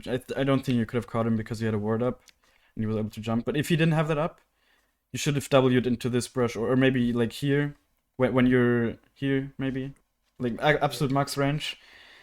So you just cut. In general, I think what you didn't do a lot of the time was trying to cut off the enemy's ways of escape. Right, you can do that really well with Ekko with his W. And that's how you will have a high success with this W as well, right? Just trying to cut off the ways where people are going to run. Obviously, you need to get experience, see like how people usually play and that kind of stuff, but still. Right. And then yeah, here, like a big thing. You really panicked super hard when the team, right? When I'm in this situation, the team was here. Like, I can actually, I'm pretty sure you can kill him. Right? The first thing you need to do, and you didn't do that a lot of time as well. If you get into a fight, I think you even did it here. Place your W. As soon as someone is engaging onto you, or you see someone popping up into your screen, you know they want to fight you, place your W. Like on top of you or between you, right? I think you even kind of did it here. But what you did wrong is you didn't stay in your W, right? You ran away from it. So that was a huge mistake. Obviously, you also missed your abilities, but that's not the biggest mistake here. Is just not playing around your W. Your W is gonna make you. How big is the shield? Even in the beginning, like in the later stage of the game, the shield's absolutely massive. But even in the beginning, it's like 200 shield. That's 1/5 of your HP. So you could just tank 1 or 2 autos more. And then in general, what you should do in these kind of, like, I guess he has red buff, he has recurve bow, he probably wins the 1v1 even though you also have quite a lot of items. But what you need to do if you want to successfully run away is proc your passive, right? So Alright. what I would have done in this situation, the way I would have played it is, right,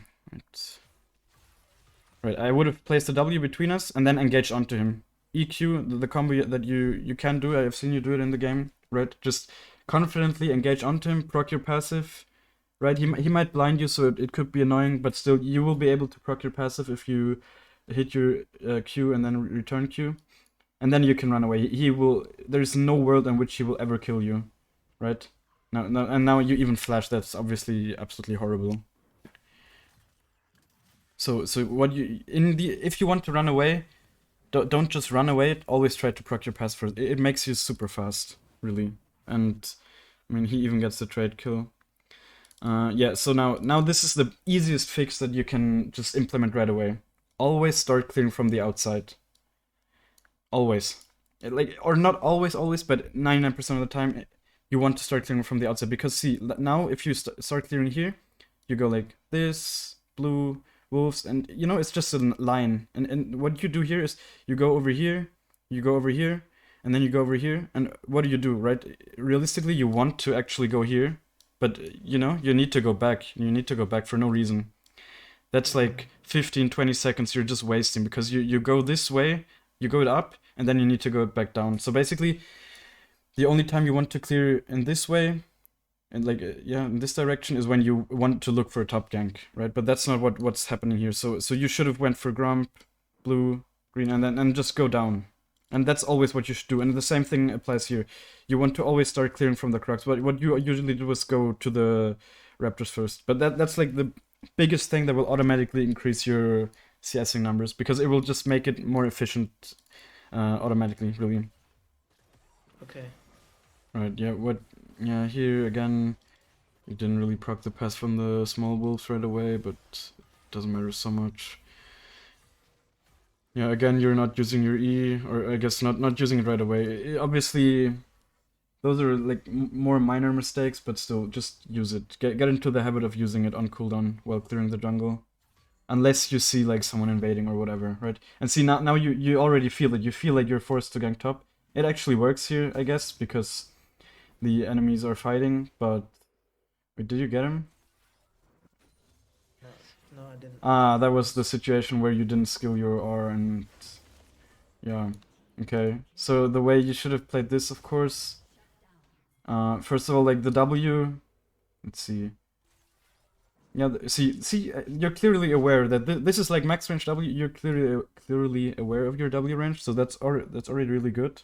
But I think actually your mechanics are probably definitely much better than Iron, but they shouldn't really be your focus, or they're not the thing that really is holding you back at the moment, right? So, but Yeah. it's already good that you have this kind of knowledge.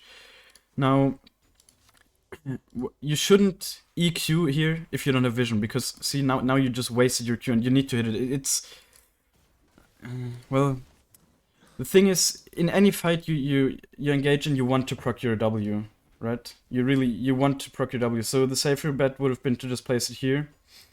And even if it's fucked up yet, right? Even now, you should proc your passive before you engage into the fight. So I would have probably, in this situation, if I placed my W like this, I would have probably eat into it, Q'd the whole brush here, because also if you Q this way, the chance of hitting him is very high. Right. Right, much higher than if you just Q it in here, because you don't really know how he moved. And you will have read the W shield. How long does it last? It doesn't even say. Well, it lasts for a few seconds, right? So you will probably tank like 1 or 2 hits of him, and it would have saved you for sure.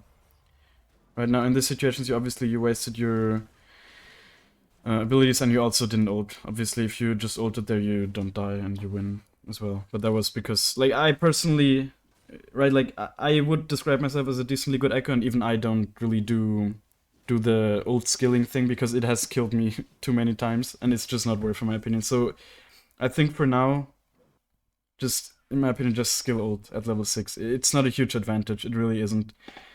Right. In this elo especially, people are not even really looking at your old clone and anyways, so it's just simply not worth, in my opinion. Yeah. Yeah, at this point you still didn't have sweeper also, that's a mistake. Right, see? Here you obviously you want to start clearing Go from the Crocs. Crocs. Crocs. And also, obviously the blitz timers would probably help you a lot, right? Because then you would know when this cam comes up and whatever. So that definitely kind of sucks that you can't use it, but yeah, just in general, if you start cleaning from the bot side, it will help you. When do you take, for example, Dragon? Usually for example, when you did like a successful bot lane gank, so the enemy bot lane is dead, that's usually good timing to do Drake. Or when you see, for example, if the teamer would be ganking top here and your bot lanes both are alive, and your bot lane is pushed in also, that's like a very good thing if your bot lane is pushed in, because then they the enemy bot lane, they need to stay on their tower, they need to collect the minions, so they can't really move. But in general, with Ekko, you shouldn't prioritize Drakes too early, in my opinion. Like it's Yeah, more because important to farm thought up. that I thought the third Drake is where I'd usually contest, but Well, you shouldn't say it like that. There will be games where you can definitely contest the first one, and if you can, it's really good. But yeah. Also, one thing I notice is that you don't look at your lanes nearly enough, right? You need to look way more. And oftentimes, also what I notice is the way you look at them is you do like this, right? Also your camera is way slower than mine, even. So what you do is like you go very slowly towards the lane, and you should just do this like right on the minimap. Just click on the place where you want to look. Like especially in the early game when you were clearing, you weren't looking at your lanes once. I noticed, and that's basically the same as playing with a blindfold on, right? Like how are you gonna know if you can gank something if you're not even looking at the lanes, you know? Right, right. Then here also I think you were like you were not 100% committed. See, one thing you stood here for a second, and that actually made you almost miss out on the kills. I think you could have gotten both there if you just kept running. I think what I would have done even was go over here because this brush is also one you should always expect to be a ward here, almost Yeah. always. So Okay. you should really go over here. Just if this plant is up, this is a really good gank angle. Just use this and then walk through the river, and they won't expect you. They wouldn't have even run away here if you did that. But even though they didn't react properly, they didn't react fast enough. You could have, you just kept running, and yeah, the W placement again. See, it was good. Now EQ. Yeah, I saw your camera was quite like you couldn't really see the team, but I mean that was fine. Honestly, you got the kill. Um.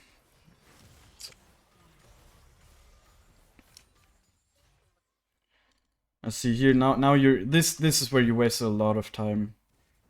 First of all, if you just had the sweeper, you would know. You could sweep it and know that it is warded, but in general, you should just most of the time you should just assume that this brush is warded.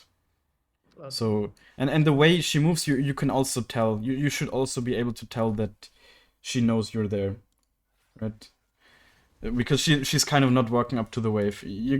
This is something that will come with experience, but still. And again, you could have just walked in from behind as well.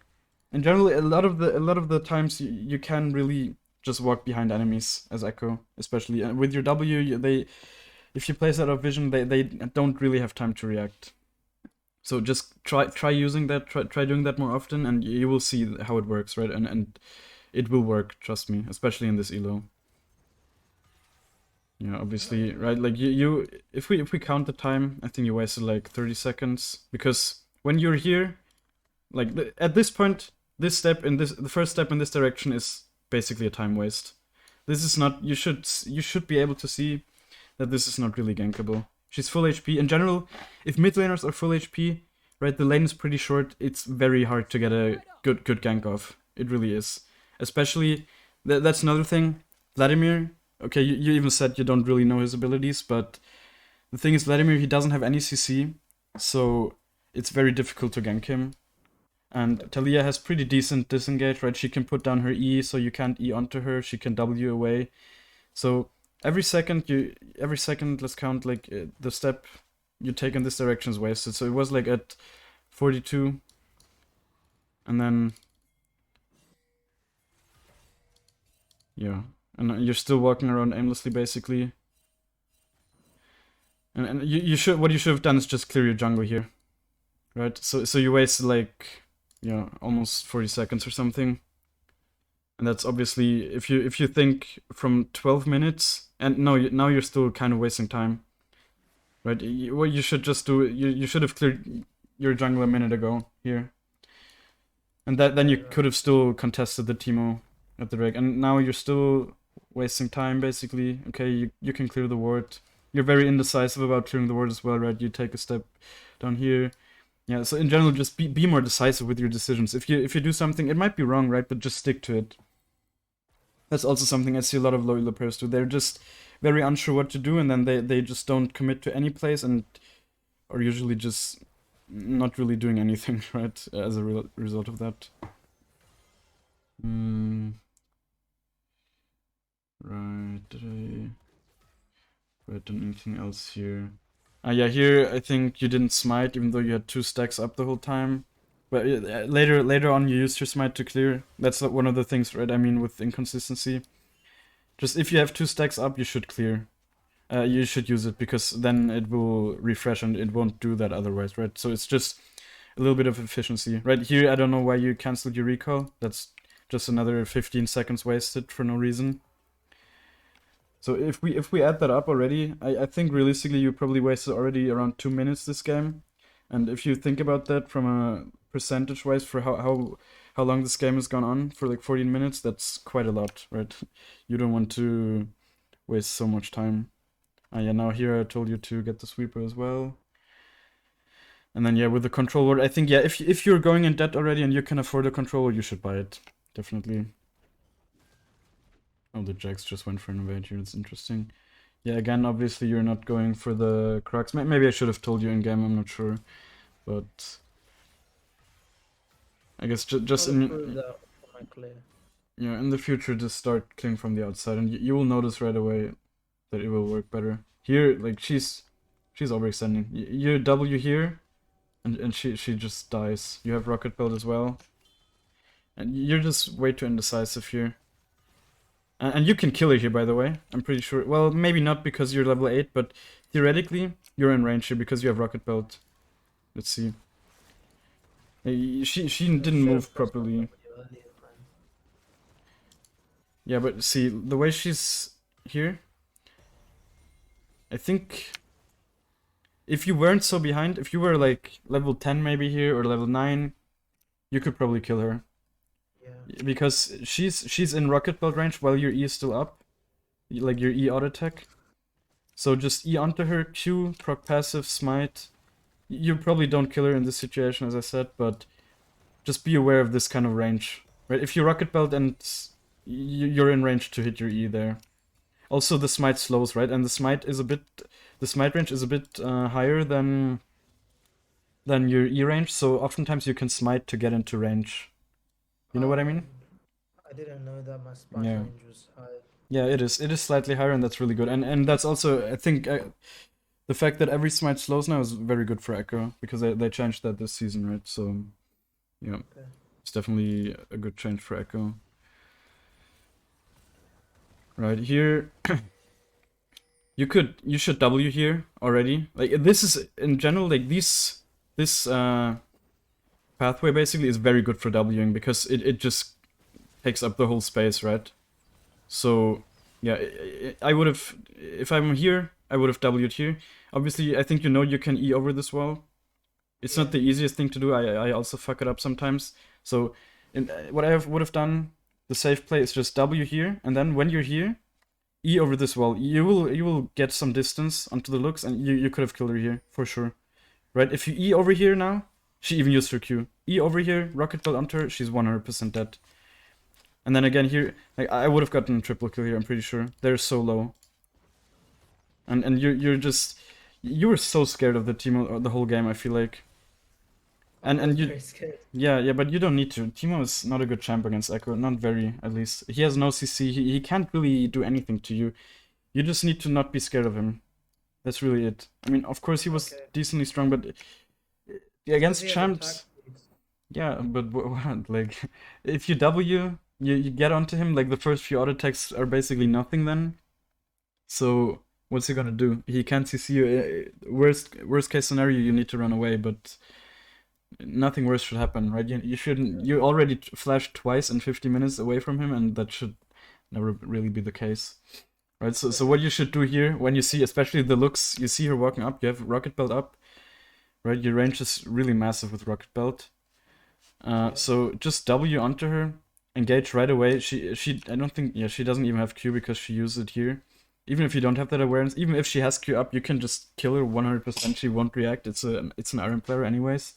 So, yeah, just kill her right away, and then, well, you have your right again. Like you almost dodge your W, by the way.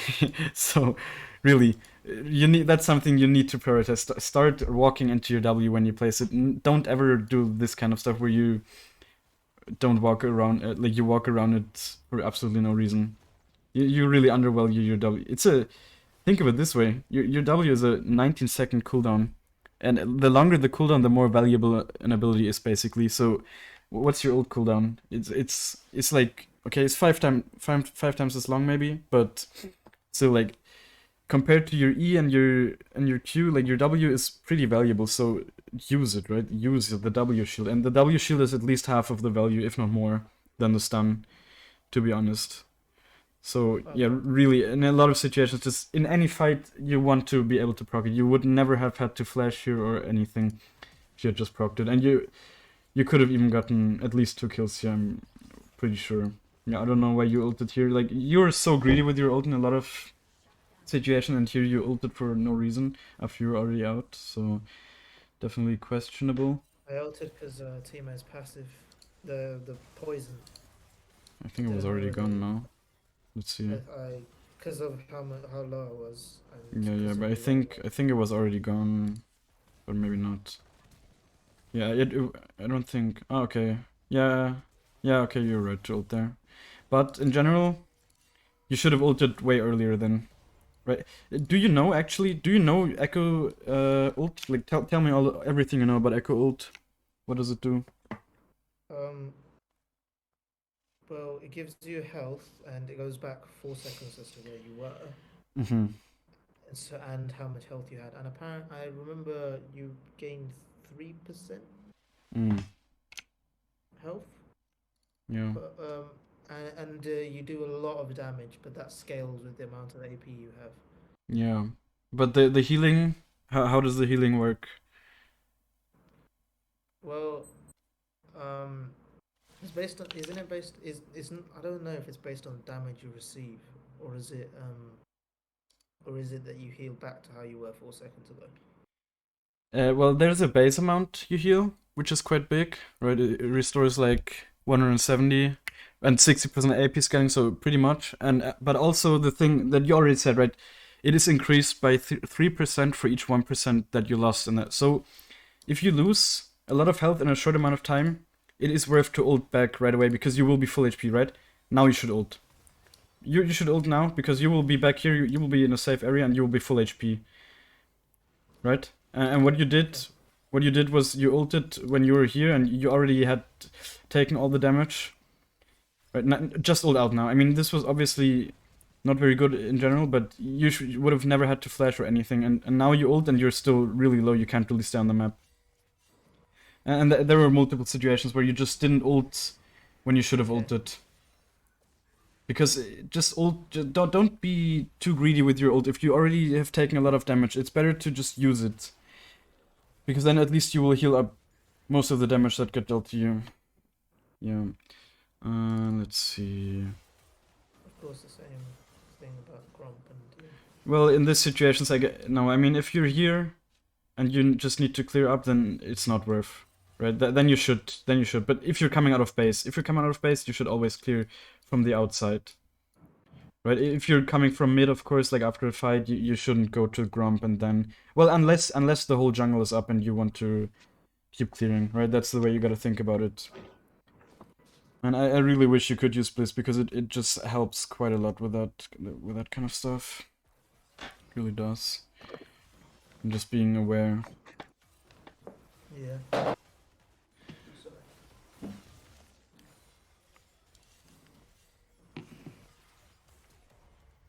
And are you here? Yeah, I'm still here. Okay. Yeah, right. Like here, I told you with the looks. See, first thing you should do W. I mean, the way you place your W wasn't optimal. You should obviously place it either towards this side to cut her off here, or here, and not so much onto her, right? Because she can move, and especially she sees you casting it, so she can react to it. If she if she didn't have vision here, okay, you can't really know if she has vision here. But in general, if she can't see where you are, you can place it on top. But if she knows you're casting it, I think you even cast it outside of the brush, right? Yeah. So the way you played it, you should know that she's aware that she can see it. And then that means you should place it in her path, the way she wants to walk. She Okay. doesn't even have flash here, I think. So, yeah. Oh, okay, I think she just got it up. But did she actually? No, okay, it's just a bug. Right, so, yeah. And also, I think it's the same situation as with Jax earlier here. Right, if you don't have vision, you don't want to do the EQ combo most of the time. Not like this. You should prioritize getting into the brush so you can get vision of the enemy and then do your Q, right? That's like the basically the biggest situation where you don't want to do the EQ combo because you won't be able to hit it, right? You won't be able to proc the passive as well. Mm-hmm. I hope you understand what I mean. Yeah, understood. Okay. Right.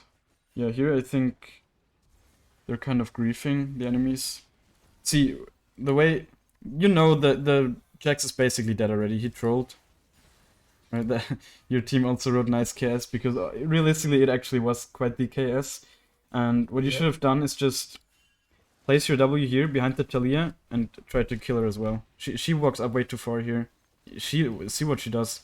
She's dead here. If you place a W on top of her, well, she has to flash at least 100%. So just be aware of that. Obviously, I can see it, right? You just want to get the kill, but obviously, if you can get 2 kills over 1, then that's much better. And here again, a lot of the time when Timo walks up to you, what you should just do is cue him. Keep him at range. And in general, like this was obviously just stupid, walking into the Timo shroom that was placed a second ago.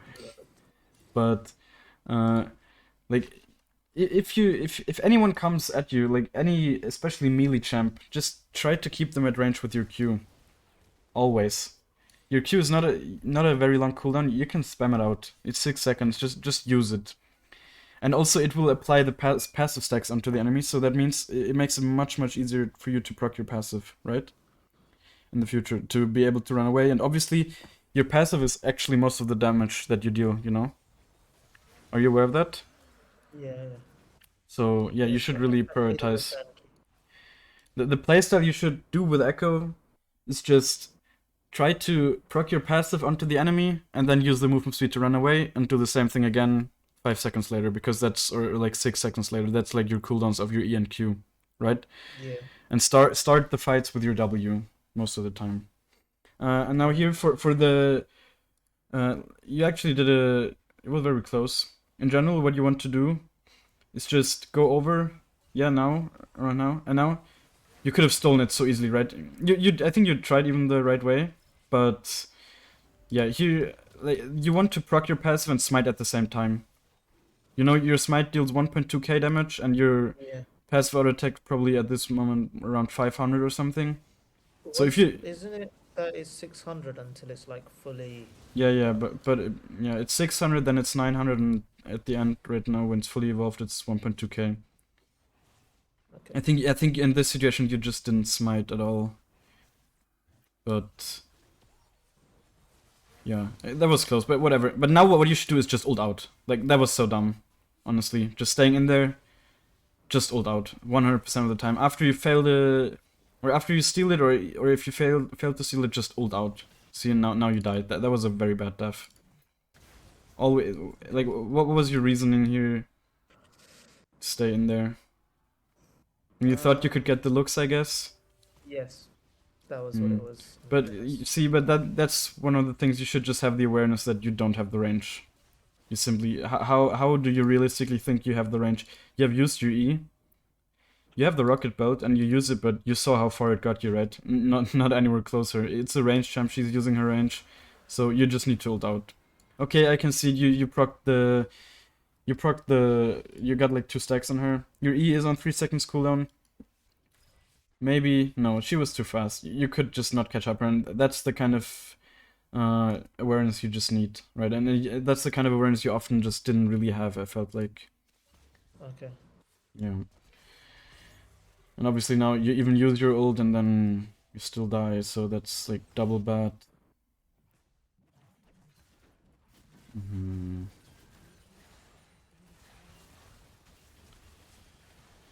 Let's see.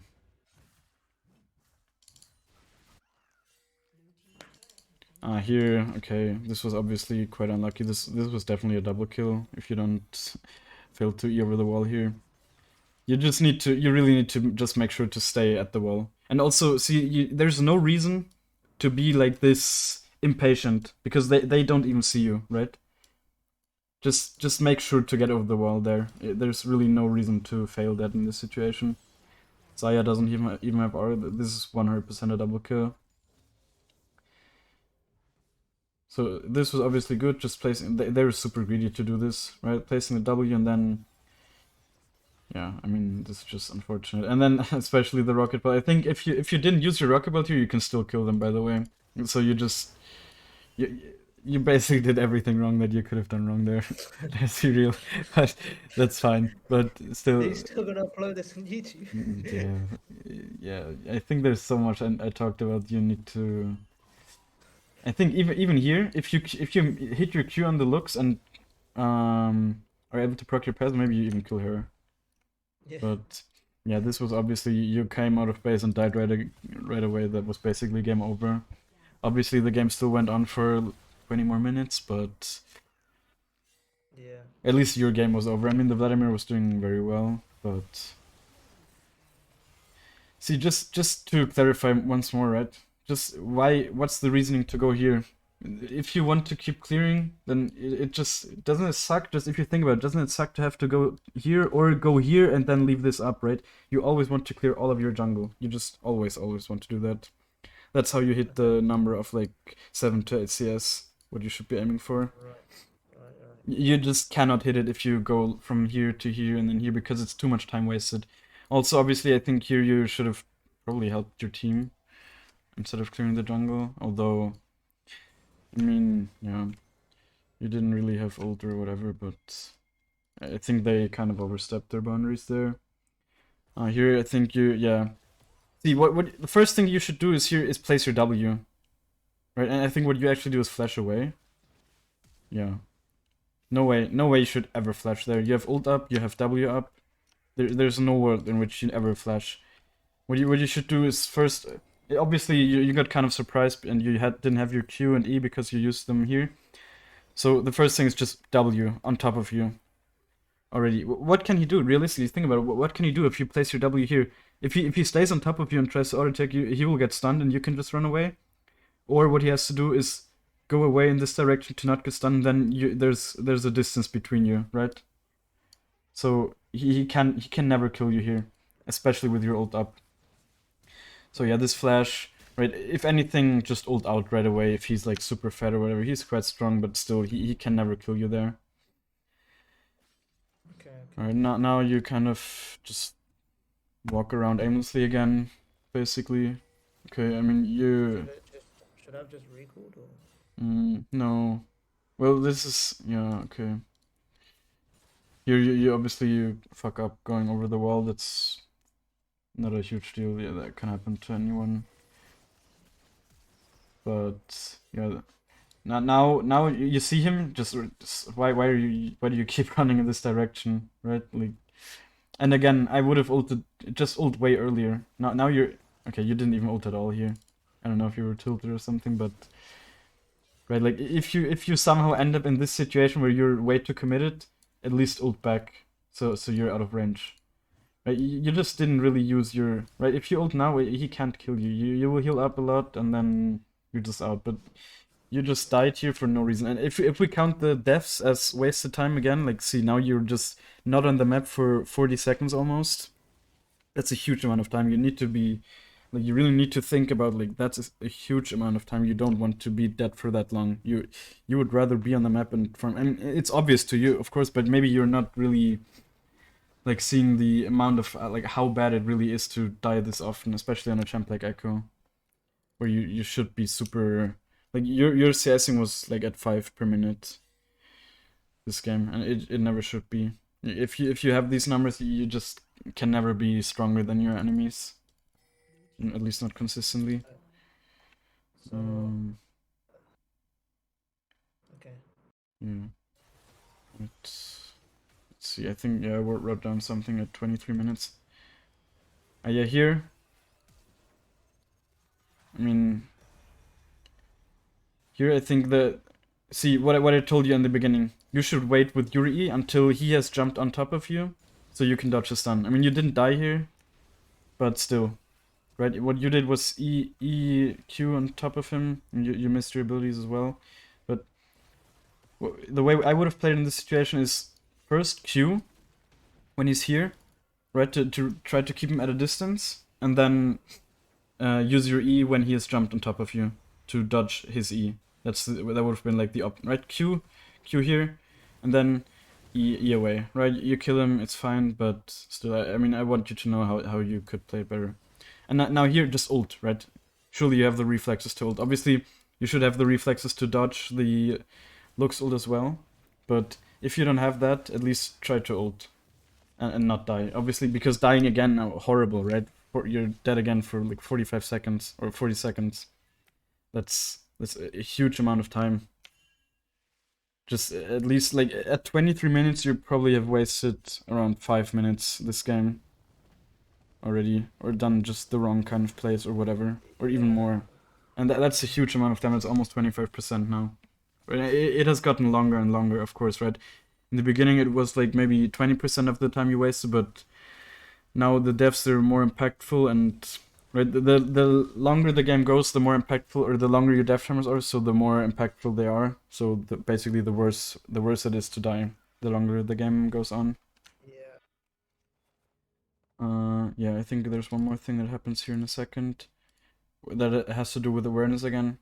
Right, first of all, if anyone's here, you just W them, and you did that, of course, right?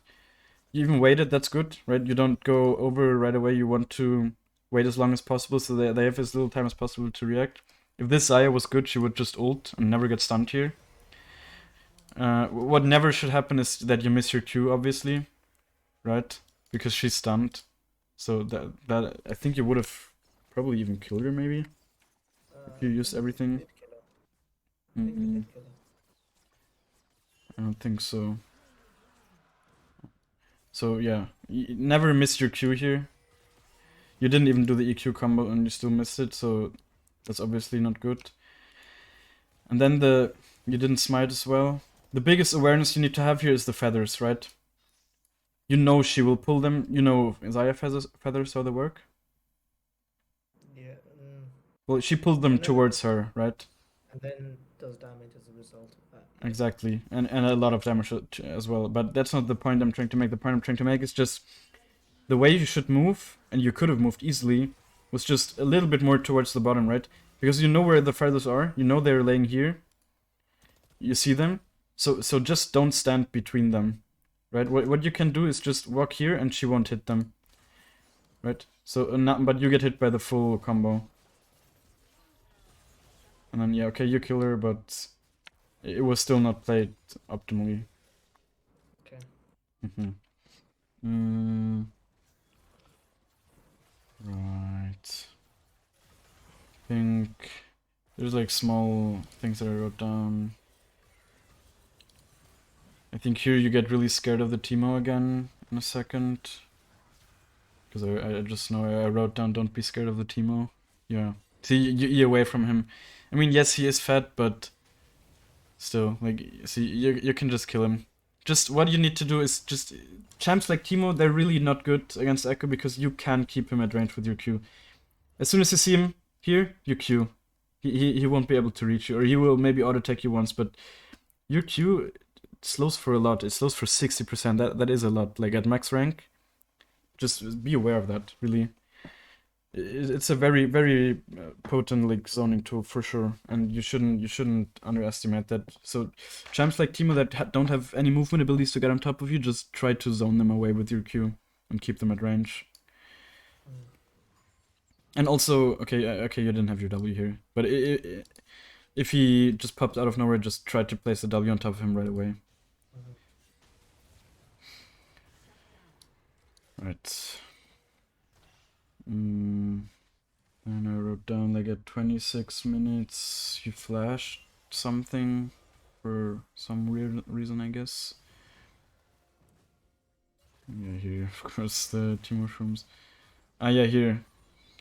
First of all, I think using the smite is probably not the. Oh, I guess you had two smite stacks, so yeah, use it right away. Your blue's coming up in a few seconds, right? So, and you know that this area is contested, right? You know where the enemies are, so the chance that they will go here is quite high. You should be aware of that. You didn't really play like you're aware of that.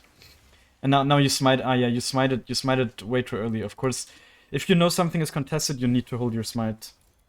Because there might like smite is the best way to obviously secure these kind of camps and whatever. Right, so don't smite at the start here, and you would have gotten it. And yeah, why did you flash? That's why. Like, what did you even flash from? I don't know. I guess you just got scared or whatever, but really, there were like all. I think all of your flashes were quite bad this game, to be honest. Because you really need to value your flash. It's very valuable for Ekko because it means you can die less if you have it available, right? Yeah, yeah. Here, Isaiah was obviously completely trolling. Now here you can. Okay, you have already used your E. Yeah, you get hit by the Q. That obviously not good, but yeah, you're kind of just chasing her, but you should know that you won't catch her, right? So you're essentially just wasting time again. Now you should Q him. Okay, you kind of did that at the end, but just get more decisive with this kind of play. Just Q right away when you see someone popping onto your screen because you always want to get the stacks on them as fast as possible. Also because the passive obviously has a cooldown, right, on each champion, so and Yeah. you usually have to proc it multiple times to really kill anyone. So yeah, really need to prioritize that. Right, I think there's not a lot of interesting stuff happening here. Okay, let's see if there's something. I mean, you're super low from the tea mushrooms. But again, like you have your W up. You should place it somewhere here. At least like place it here maybe because you know they're chasing. They will run after you, and either they're stupid and they actually get stunned, or they have to turn around or it will be slowed. Your W also slows, right? You know that? Yeah, yeah. Yeah, Yes. 40% it slows. So sometimes if you're running away, just place it on top of you, and the enemies won't be able to really do anything. So yeah, here you die. Whatever. I think at 30 minutes there was something I wrote down again.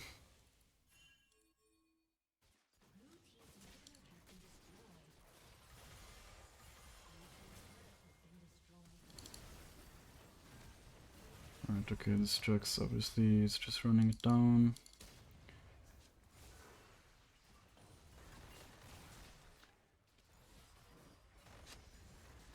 Hmm.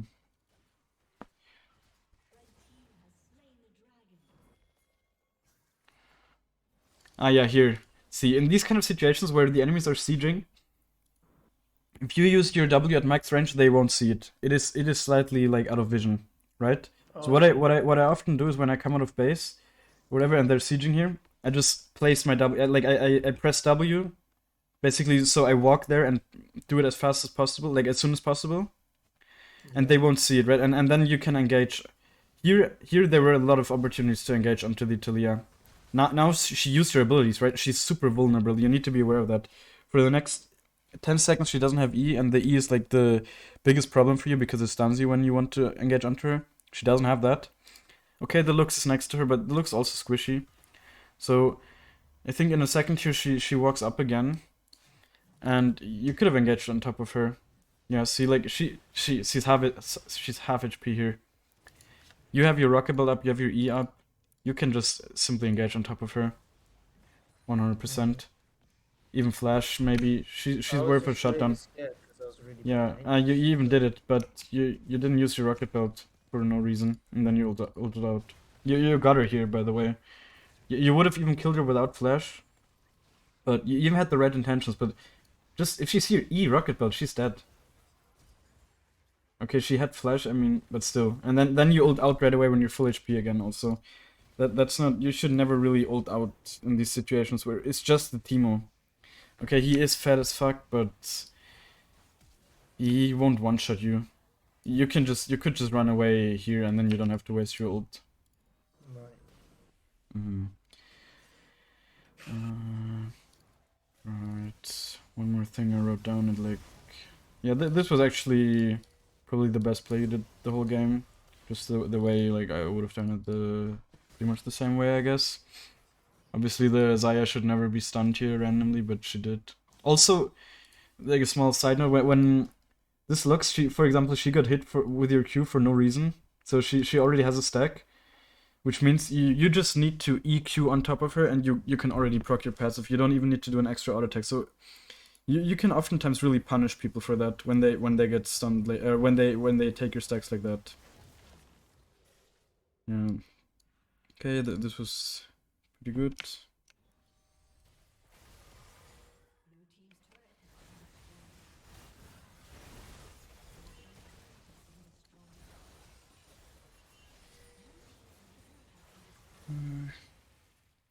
I think in general you also just you need to be a little bit more aware of your range you have with your rocket belt, because you know it gives you movement speed, right?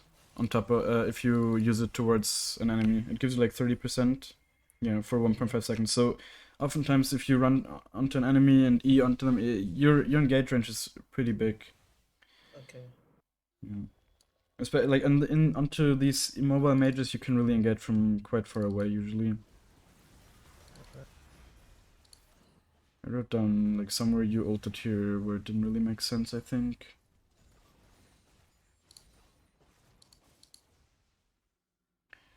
I would usually just try to place my W here in these kind of standoffs, Just place it and see if someone's trolling. Okay, I mean, yeah, you ulted the Lux Q. I guess that was fine, honestly. But it wasn't played optimally, the fact that you even had to use so much. You should just here you can just EQ on top. See, you're always in range. You're in range for a long time there, even without rocket belt. Let's see when you should have I engaged. think most of these plays, the reason why I was really scared because I was really behind Yeah, but compared why? to everyone else. You still have some I items. I almost forgot how much damage I could do until like Yeah. the end. And your W deals, the passive of the W, right? If enemies are below health, you deal extra 12% damage, missing health damage. So, and she goes quite low here. I think she takes one more auto. Yeah, see, she's super low. You should have already engaged with while the Caitlyn was fighting. You also need to be aware of that, right? While she's fighting the Caitlyn, she can't auto attack you, right? So Yeah. that alone gives you a time window where she can't even deal damage. It doesn't matter how weak you are, she can't even deal damage to you. She literally can't. So, I mean, she can maybe hit a Q or whatever, but it won't kill you. And also, you're full HP, so you have your ult up, whatever. You don't need to be anywhere near this scared. Not at all. And as I said, you're already in range the whole time, so yeah. And then you had to ult out because you just did it too late. Honestly, that's the main problem here. I mean, I get that you're obviously scared and you don't really have a lot of like confidence if your stats are this bad, but still you have some items. The enemies are also not doing too well, right? They were trolling quite hard, so yeah. Yeah, and I think in a second here you died to Timo. And where you obviously should have never died. He was on 1 HP. Yeah, you said you didn't know you could have used your Q. But in general, you should just always. I mean, I would have thought the rocket. But while you're on top of him here, you just use your Q and then ult. Obviously, your ult is up as well, right? So just being off the map for 1 minute here is basically griefing, especially with your ult up and everything. But realistically, you should have just been able to kill him here with rocket belt and then Q, or even yeah. Like, there were probably 100 ways to kill him and one way to die, and you kind of managed to die. But Sorry, man. This game was no worry, don't say pretty sorry. scary. Really, I just hope you're able to learn. Obviously, I know I'm giving you a lot of input here, but just I mean, watch it back, see all the things. I think the biggest thing you can just implement right away is just starting to clear from the outside. And just use your abilities, right? There's so many situations where you just don't use your abilities. And again, you walk around your W. Do you hate your W or something? I mean, okay, it wouldn't have given you any value here, but still, there's no reason not to proc it. Like, never. Right? And just a lot of situations I feel like you could have... Like, at this point, you have your items. I mean, you don't have the Revenants yet, but as soon as you hit the Revenants, it doesn't really matter how behind you are, whatever. You will still do damage. So just be aware of that. Yeah, this was quite awkward. Yeah, I think there's not really that much more that's happening, to be honest. It's just And I mean, yeah, you just go on to lose this game in the end. So, yeah. Right. Obviously, I know this obviously a lot, and but still, I guess do you have any questions for now? I mean, no, you gave me a lot of help because that should help me. It's just Yeah. like if I was doing really well in that game, I know I was doing really badly, Mm-hmm. but if I did do well and the other team was fed, what do you do? Well, you just need to take the opportunities you get, right? There were a lot of opportunities that you just didn't take because I guess you weren't aware that you could just get on top of the enemies. And I think one big tip I can also give you is play as aggressively as possible. Really. First Right. of all, Okay. First of all, you will find out that there's a lot of situations where you could just have gotten kills and you probably just aren't aware because you're too scared. But if you start playing aggressively, it will also make you better. Right? You will learn your limits. It's basically the only way to really learn your limits, and it will just make you much better mechanically because you're constantly trying to fight and whatever. So that's like a big tip in general. Just play as aggressively as possible. It's the best way to improve. And yeah, of course, with the farming, I told you how you should do it most of the time. Yeah. Yeah. So try to implement that, and you should get better results, right? You might still not have like great CS numbers at first, but you will probably go from like 5 to at least 6 or 6.5. Mm-hmm. Blitz would definitely help you because then you really see the timers, right? You know when you should take a base. It's quite hard without it. I can like especially if you're a low elo player, you don't haven't played like thousands of hours. So yeah, Yeah. it's Yeah. definitely not as easy, but yeah, and also obviously really try to look at what the abilities do, right? Learn especially also what your own champ does, right? Like to the most like especially with your passive. In this game, for example, you never really did the optimal Echo playstyle of just going in, proccing your passive, running away, and then going in again, right? You never really did that. You never I mean you never really had the chance to, but that's also because of the actions you had before, right? You were just too behind and whatever. So Yeah.